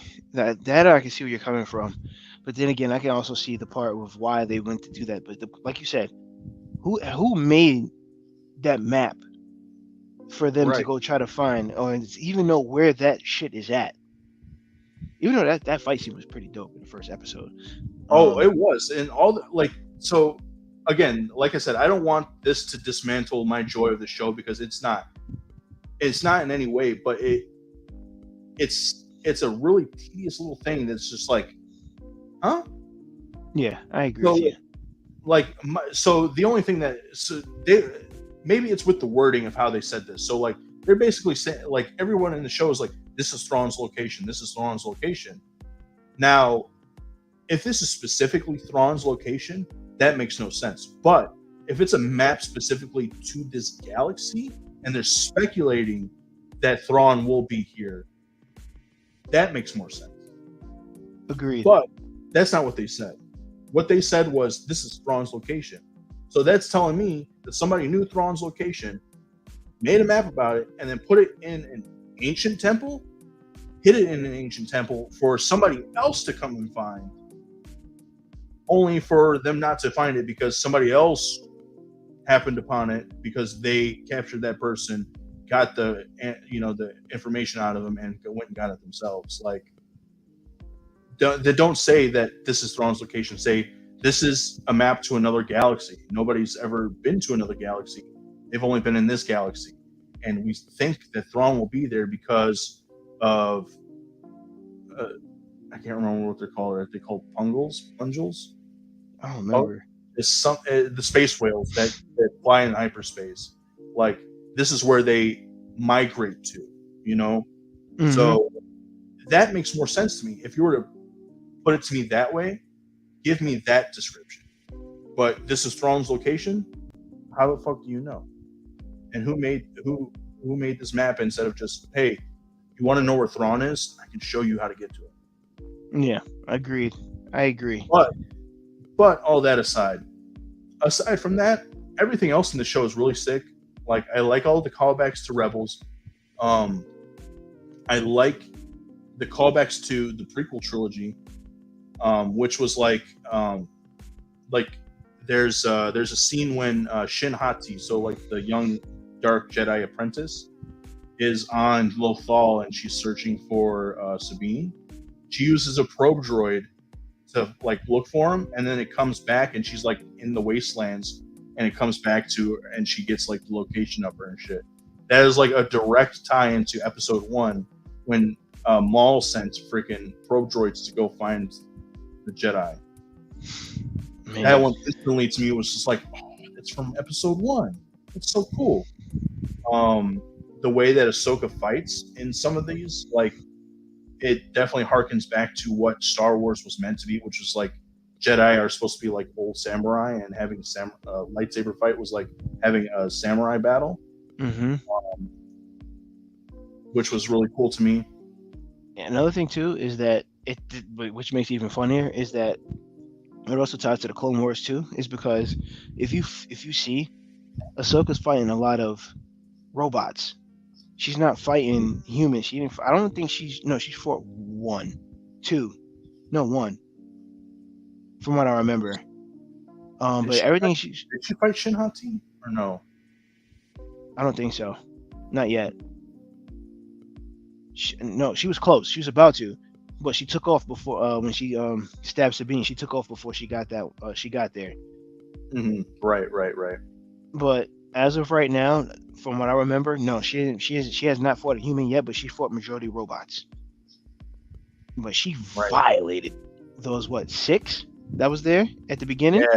Mm-hmm. When she cut from under you coming down with me. You're coming down with me. Now I'm taking you 2 on. It's gonna be really easy. And I was like, oh my god, no, she didn't. But The only thing that the only thing she doesn't do is she doesn't like really have her movement. Like to me, when I see Ahsoka, I think it's because she's older. But normally when I see Ahsoka, I think Yoda. But she's not moving like that right now. So maybe it'll be a little bit different when she fights like an actual Jedi, or not Jedi, maybe like an Inquisitor. We might see that. That's okay. So no, she did kind of in episode 2. She fought Marok when they're in the Yes, shipyard or whatever. yes, She fought yeah, the him. airport. Yes, and it was short lived. Yeah, it was really quick, but I mean, there you start seeing a little bit more of old Ahsoka. Yes, you're right. Um, That's what I said. If I can't remember, but yes, that like when she starts like flipping around and moving, I'm like, okay, yeah, this is that's the Ahsoka I want to see. Like that, she literally reminds me of a little bigger, like not say little, no, definitely a bigger version of Yoda. So, but man, well, it's 'cause she got trained by Yoda, and so she has a lot of the same like force abilities that he does, in terms of like having a lot more acrobatic like force abilities when like within lightsaber combat. So see, I didn't know. I always thought she was just trained by Anakin, but Anakin's the one who set her up for anything that she was gonna be. Like he literally set her up for the the perfect moment, which is crazy. Order 66, like Order 66. mm-hmm. Wait, which one? What was it that she was in? Oh, it's gonna Say bother what? me now. The What do you say? one where they showed her training, and then they also Oh, showed the other it's in side Tales of the of Anakin. Jedi. Oh, bro, when I watched Tales of the Jedi and I saw her training and what he put her through, and then you get to see it at the end. Actually, no, was it in the last season of This last season of Clone Wars. bro? She was going to work on those clones. I was like, yeah, Anakin did her justice. Yeah, definitely, man. Like that was the other thing too. So like in episode 3 of this, um, you get to see a little bit more of Ahsoka being like more acrobatic and stuff. But this time it's actually like in space, which is pretty sick. Oh yes, yes, when she had to get off They're the having ship. the, Yeah. yeah, they're having the dog fight, Mm-hmm. and that to me was so cool because it's like, okay, this is Star Wars. It's freaking, it's starship fights, it's Yep. lightsaber battles, and like they, they're doing well. They knock out a bunch of the robot pilots, but then they can't really kind of shake Hati or freaking Marok. They end up getting their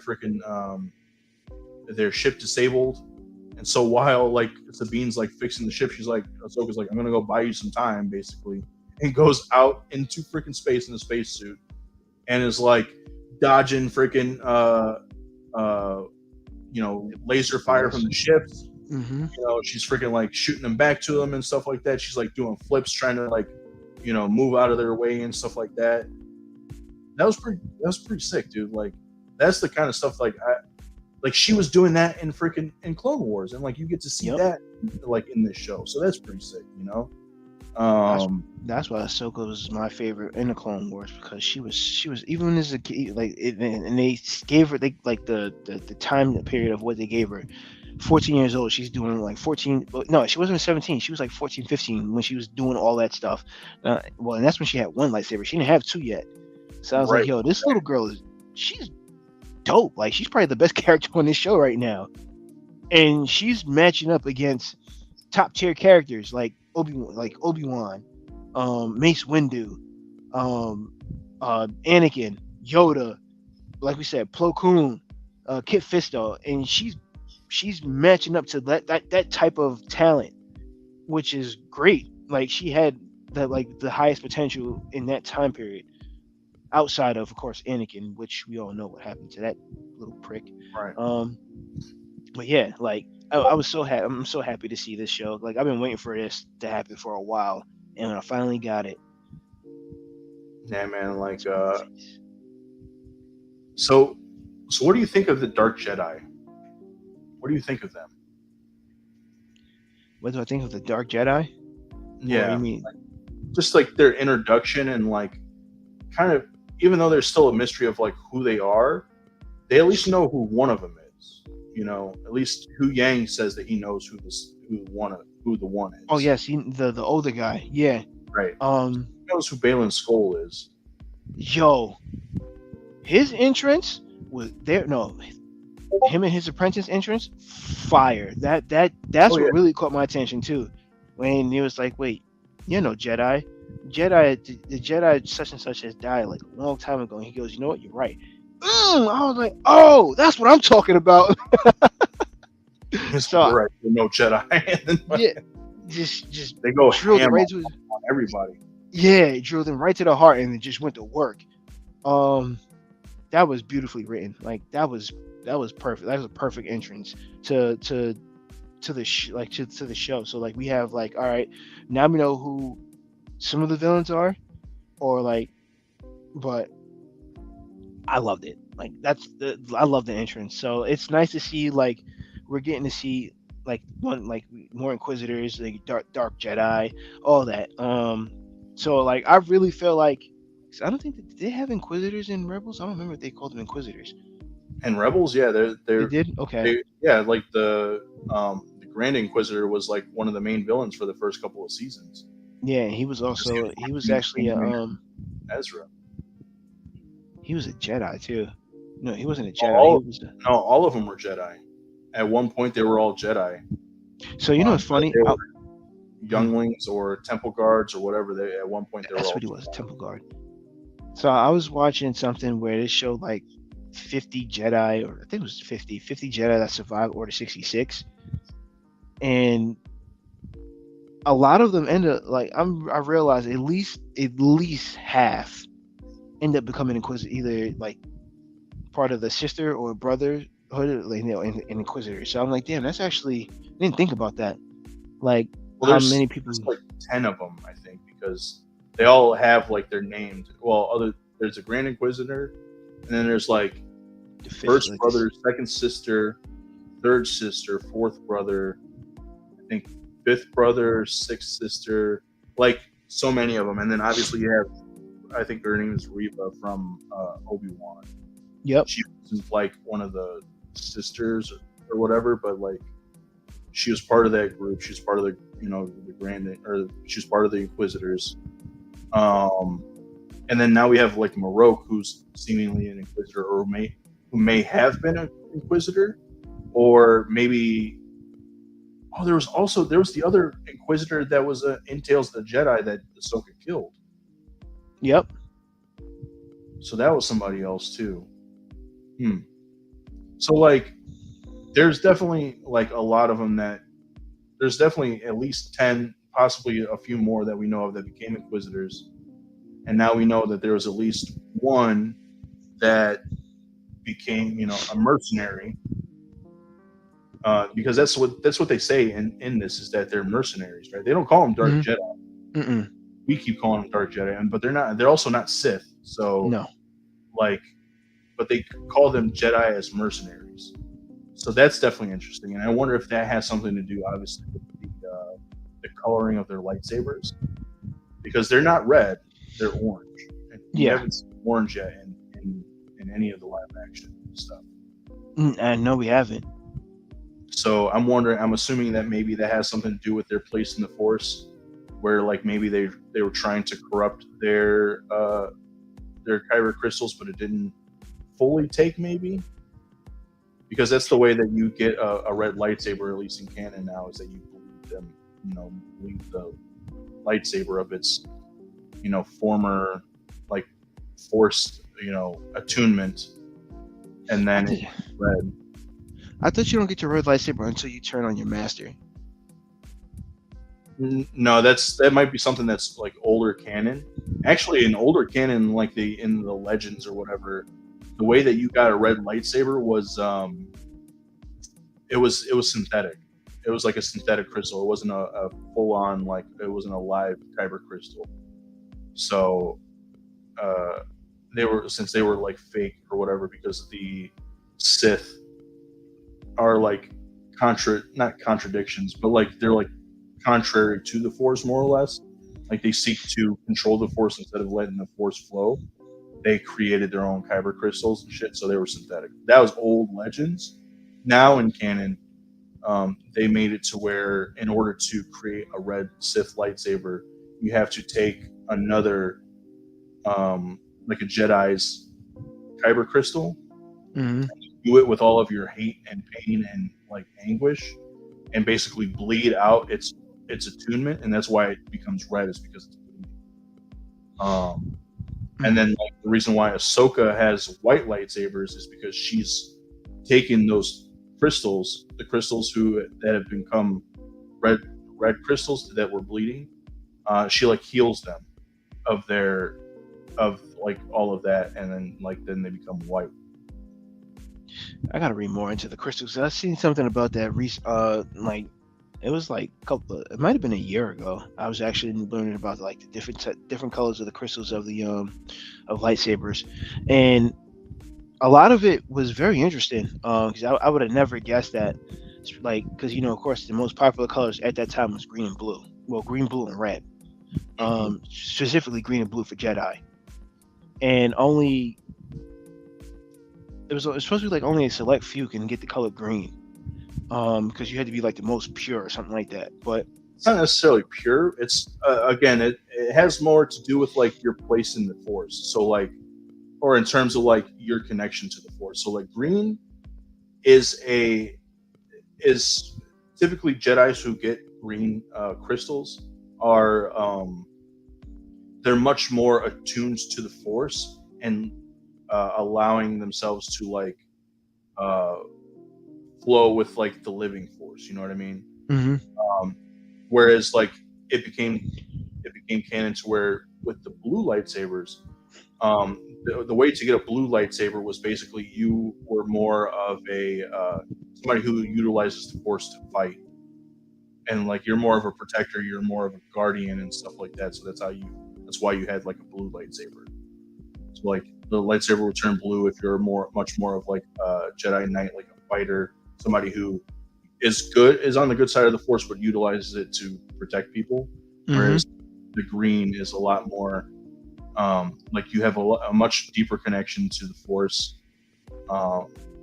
You believe in like the living Force, or you are much more attuned with the will of the Force. And then yellow, at least in canon so far, yellow was only something that was like used by the Temple Guardians. So I'd be curious as to why Rey has a yellow lightsaber, or what the yellow lightsaber means in canon. Because I like a yellow lightsaber. That's been my favorite like lightsaber color. That's the color lightsaber I would have if I was a Jedi. Is yellow. But that's because like that from old canon, what it was that you were a Jedi Sentinel, and those were people who were like much more. They were less connected to the Jedi Council and more connected to like living like among people and like utilizing the Force to like help the common people and stuff like that.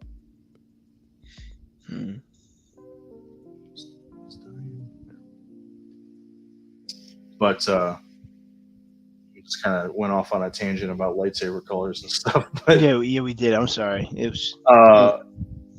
In terms of like the dark Jedi in here, or the mercenary Jedis in the show, like I'm curious to see like more about them and kind of try to understand like why Baylan Skoll, after obviously after fleeing from Order 66, why he chose to become a mercenary, and then obviously how he got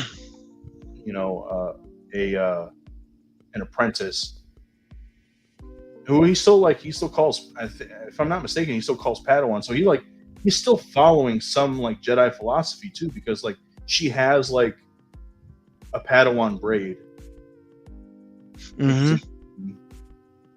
So I don't know. I'm curious to see like what they mean to the bigger picture and like what their like background is, So also too, fun fact, did you know their names are from Norse mythology? I did not pay attention to that. So Baylan Skoll, his last name is Skoll. Skoll is I'm not mistaken, Skull is the wolf that chases the moon in Norse mythology, sorry.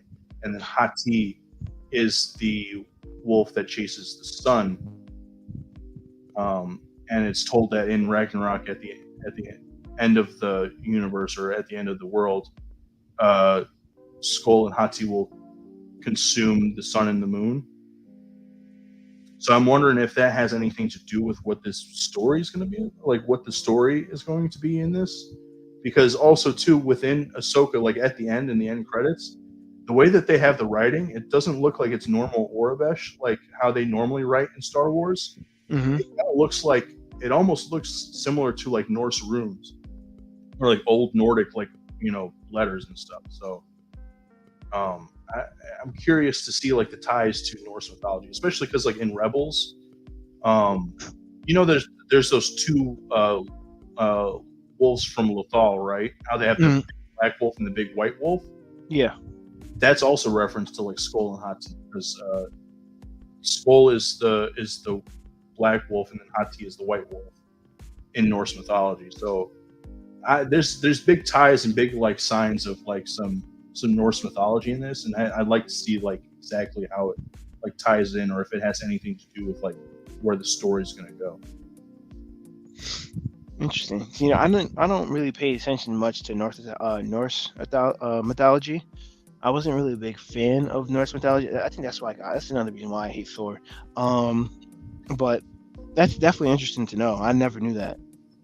See, I'm a big fan of mythology in general, so like I know a lot about, you know, some of every sort of, you know, old world theology and mythology and stuff like that. But that it was definitely interesting. It's definitely interesting, and I'd like to see, again, like I said, I'd like to see where it goes, because I might have to look into it a little bit more and try to see if I pick up any like clues within the show that, you know, going forward, that are going to kind of show maybe what the ending is going to be like, or maybe where it's leading to.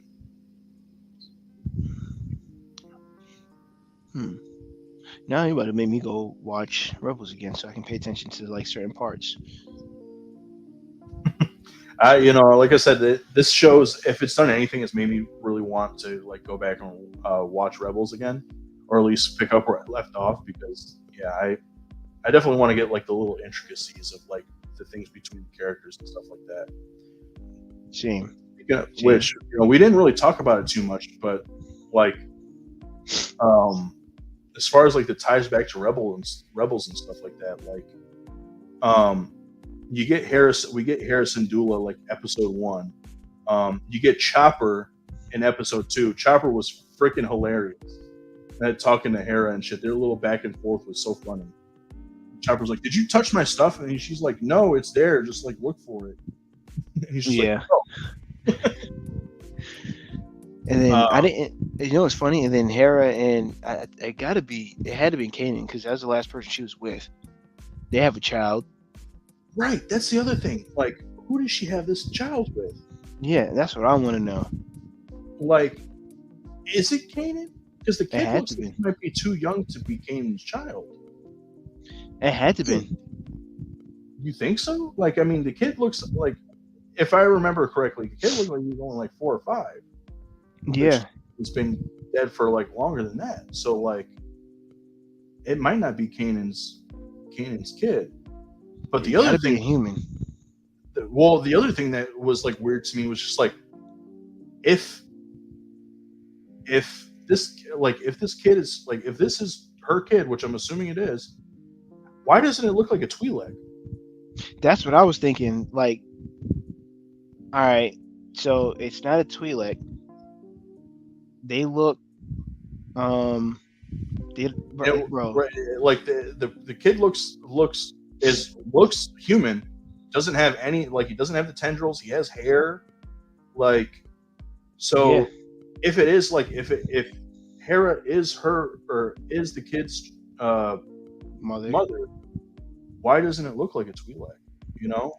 Yeah, that's what I was thinking. So I was like, it got to be Kanan's child. Sure. I would have thought for sure, like, they would have at least looked like part human, part Twi'lek and shit. Yeah. Yeah, that was definitely interesting because I was thinking that too, and I was like, so it's either she adopted this kid, like found him and adopted him, or it got to be Kanan's child, and it just resembles Kanan. Well, I'm some part of me is thinking that maybe she adopted a child. I'm thinking that might be more likely the case. I don't know. See, I don't. That's the thing with it. Like in Star Wars, like you don't see too many like interspecies couples. I guess it's Yeah, not really anything that's ever been like up in the forefront. So like obviously like that like you know human human Anakin, human Padme came together and made two human children. Um, Same with like the Palpatines and like all the other like families that you've seen in Star Wars, but like you never really see anything about like a mix of a child. right, right, a human and a Twi'lek, or like say a Duros and a freaking what am I thinking of? Like what's another alien species? A Wookiee. Um, a Wookiee, right? Like you don't see like what that looks like. You do see. Well, they never had a child, but like you do see Lando and a robot have a thing, but like that's weird. But that's a thing too. But they never had a child together, unless you No, count the Millennium Falcon, which is like not really his child, but like the robot's consciousness is in the Millennium Falcon. I don't know. Either way, like you don't. All moral to the story is you never seen like interspecies couples have children and what they would look like if that was the case. So yeah, I'm curious to see yeah. I'm if very curious if like this a is human, Kanan's child. right, or if this is just a human that she gave birth to. You know what I mean? Hmm. That's interesting to find out. Yeah, I want to know, but man, like I can't wait for episode 4. I'm ready for episode 4. Same. I'm ready for episode 4. One last thing too before we go. Did it strike you as like some? This is something that I've always wondered, but like in episode 2 when they go to that shipyard, Hmm. it was something that I've always kind of wondered. It's just like if the New Republic took over and like all these people were working for the Empire, how do they know that these people are indeed loyal to the New Republic and not the Empire? And it goes to show like, hey, they weren't loyal to the New Republic; they were staying loyal to the Empire. That's just pretty wild. You mean the part where in the hangar where Ahsoka just started slashing? No, when they're not in the they weren't in the hangar, but they were in like they were in the control tower. And like, I didn't mean hangar. I meant the control tower. Yes, yeah. yeah, where And she just started slashing, but without even anybody getting sick. One person said something, and everybody had to die. well, Well, no, 'cause she said "Long live the Empire." She pulled a pistol or a blaster out yeah, and tried and to then kill Hera, and then like that's when Ahsoka took her out. But then everybody else jumped in because they were all with the Empire. That's yeah, why that part. when they arrested people, there was like that group were the people that were in the control tower. Yeah, I don't know, but that part had me in tears. Long live the Empire! Slash, Right, exactly. slash, slash, slash. Jumps out the window. So yeah, I don't know. I didn't think about that. I didn't even honestly. I didn't even think about it either. I just saw them just get brutally just eviscerated. To me, like that's all I saw. This is something that in Andor they kind of show a little bit.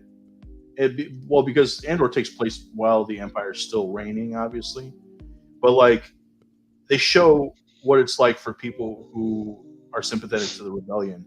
But then, like after the fact, like what about all the people that were making money during the reign of the Empire? Like they're not just gonna like, oh yeah, let's like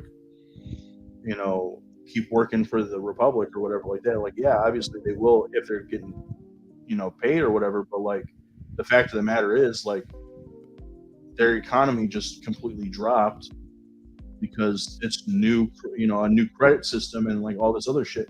Like it just like that part of it kind of intrigued me a little bit because it was like, yeah, what if there are people that are still loyal to the Empire? And that kind of also starts to tie into like the sequel trilogy of like how did Palpatine, build an entire fleet of Star Destroyer ships, like out in the Outer Rim when seemingly the Empire was gone. Like obviously he had some people that like were still loyal to him. That like once he fled, they fled with him, or they eventually kind of made their way out there in order to help him build that fleet. So that's starting to tie in and kind of like tie up loose ends in those kind of movies, or in the sequel movies. At least that's the way I'm reading it. I mean, that's the way I'm kind of seeing it, which kind of helps a little bit. Doesn't make the sequel trilogy like movies better, but like it helps. So Those movies are ass. I don't care what you tell me. We talk about race movies, right? say what? We talk about race movies, right? Yeah. Yeah, those movies are ass. I didn't like probably like two of them. Well, I probably only like one. Other two I really didn't care for. I just watched them just to watch them. But yeah, that's definitely a possibility of what might happen. Which it like Star Wars definitely has a lot of loose ends that they have to tie in. So if that's what they're doing, very very smart. Like kudos, like big kudos to you, Star Wars, for doing that because, like I said, there's a lot of loose ends in Star Wars that you have to put together in order to understand Star Wars. So like we had to, sense of certain things, like yeah, because we had to get what we got, which is weird because we started what 4, 5, 6, then went back to 1, 2, 3, and then now we're at 7, 8, 9. Well, and that just goes to show because back in was it 76 when Star Wars came out, George Lucas didn't know that he was going to be able to make more than than his one movie. And the fact that it was successful and that he got to make his next two movies, just kind of goes to show that like, oh, I have a second crack at this. And then because it was super popular throughout the years, that's when he was just like, you know what? I'm going to like go back and tell the story of Darth Vader and how he became to be. And then once, I part of me really wishes that he got to make the sequels to Star Wars, to the original trilogy, because I feel like it would have been a lot better than what we saw. Or like I can at least hope that it would have been better. What I've heard, there was a lot more. Like it had a lot more to do with like Maul. It had a lot more to do with like the rise of the Empire again, in terms of like an actual like a different Empire, not Palpatine, because Palpatine should have freaking stayed dead. But like, Agreed.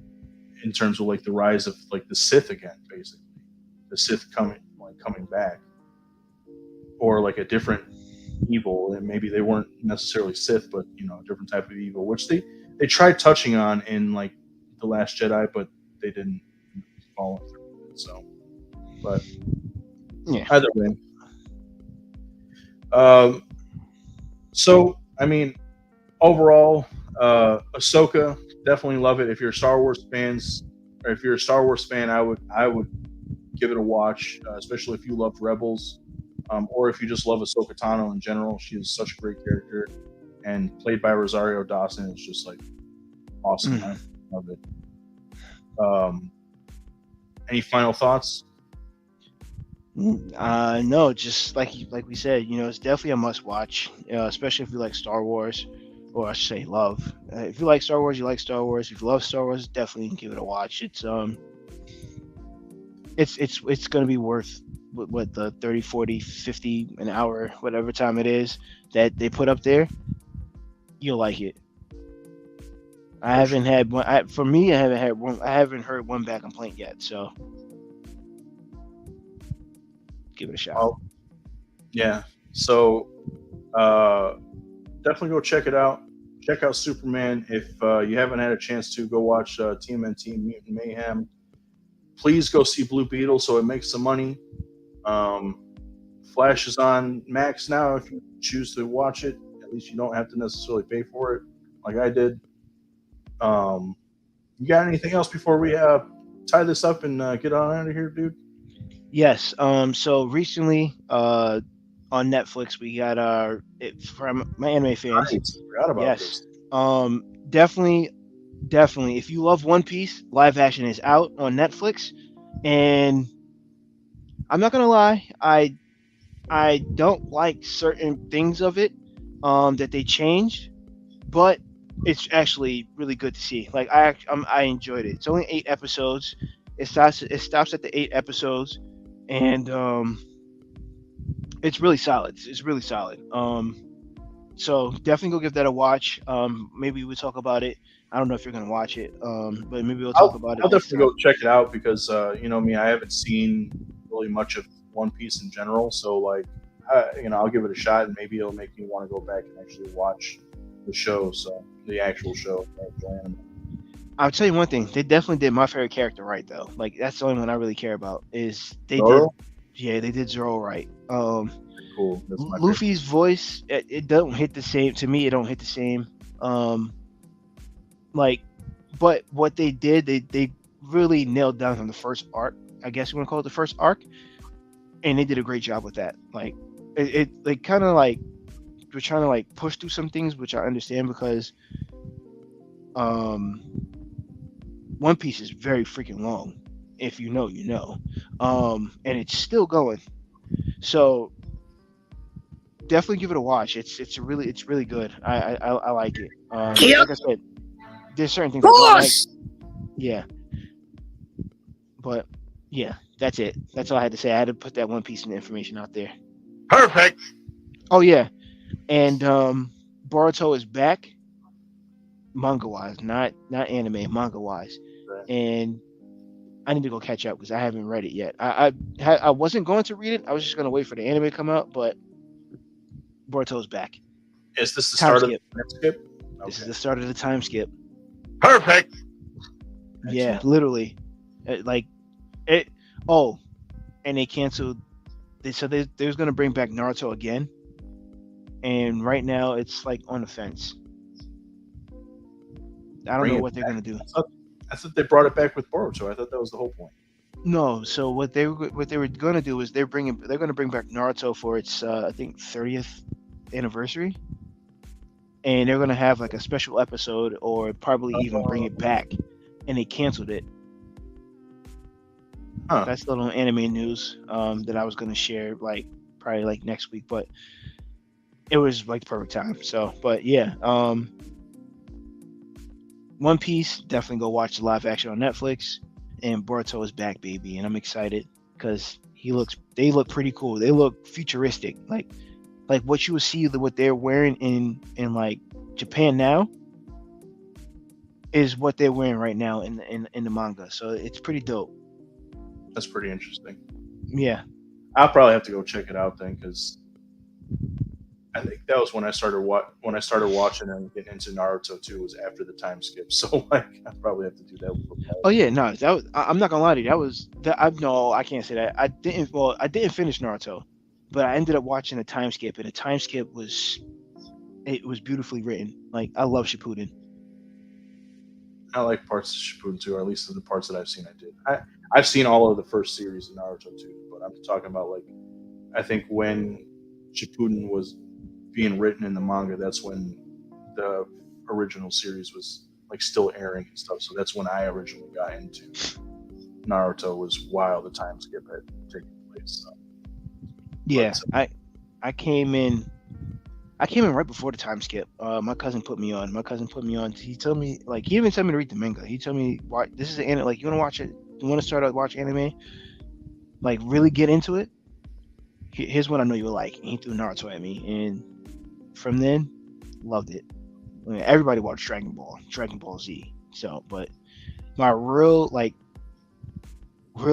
deep dive into anime was Naruto. yeah, it was definitely the same for. Well, I take that Because I back. because I watched Sailor Moon, I watched Dragon Ball. I didn't watch Dragon Ball. I watched Dragon Ball Z because Dragon Ball was right before my time, a little bit before my time. Um, and Gundam, I watched Gundam too. See, I watched a bit of Gundam. Obviously, I watched Dragon Ball Z. I watched a little bit of Sailor Moon back in the day, but that was mostly because of my sisters. Um, my like deep dive into anime wasn't even Naruto. Honestly, it was Inuyasha. I watched a little bit of Inuyasha. You know what else I watched? That I didn't. Well, I had watched Cowboy Bebop because of my cousin, and Yu Yu Hakusho. That I too. can't think of it, but they were similar to. They were similar to Power Rangers, but there's only 3 of them. I think it's Triforce. No, what is it? Similar to Power Rangers, but there's 3 of them. Yes, and I later learned that it was actually an anime. Are you talking about VR Troopers? It might be. Oh, let me see. Because it was a live action show you're talking about, right? Yes, it was VR Troopers. Yes, VR Troopers. Yeah, I watched that quite a bit too. I didn't know that was. I believe it was part of an anime, or they were based off of an anime.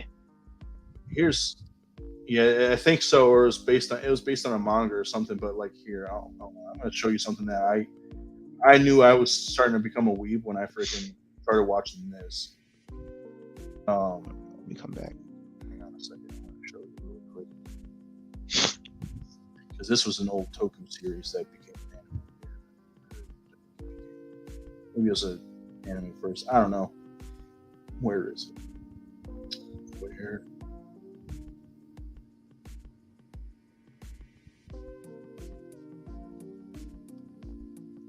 There. So I was gonna say, like right after I watched Naruto, and this is like I said, right before the time skip. My cousin put me right onto Bleach right after. So I watched Naruto, then Bleach. So I watched like all the popular shonen.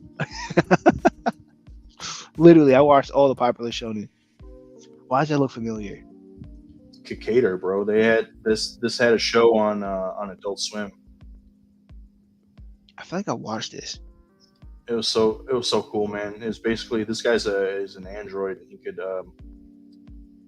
like this is his like human form or whatever, right? And then whenever there was trouble or whatever, he would basically morph into his android form, and he was like he looked like this, so he had like part of a mostly blue face, but then he also had like part of a red face, and you could see the machinery.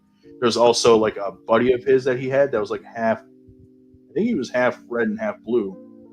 And I want to say this was probably this was like the inspiration for VR Troopers because they also had a Toku series, so like basically like Super Sentai, but of VR Troopers. Wait, I think I did see this. Didn't they? I think they brought this back on Netflix. I don't know. It might not be this one, but I know it's something similar. I want to say that they did. I think they did have they had like a Netflix original of it or something like that. I don't know. Either way, like I knew I started becoming a weeb when I started watching stuff like this. So, but yeah. Anything else, man? Before we head out of here? Nah, that's it. All right, folks. Well, that was our show for today. Thanks for joining us live. If you joined us live, hopefully we catch you on the replay. If we didn't catch you live, tune in next time. Same bad time, same bad channel. If you have any comments on anything that we said or have anything that you want to talk about, put them in the comments on our YouTube page here, or join us next time live and talk to us live while we're live and try to interact with you there. But otherwise, thanks for joining us today. I've been Master D Maito. Bunkai Merc, and I just want to tell you, this is the way. This is the way. This is the way. Class dismissed, guys.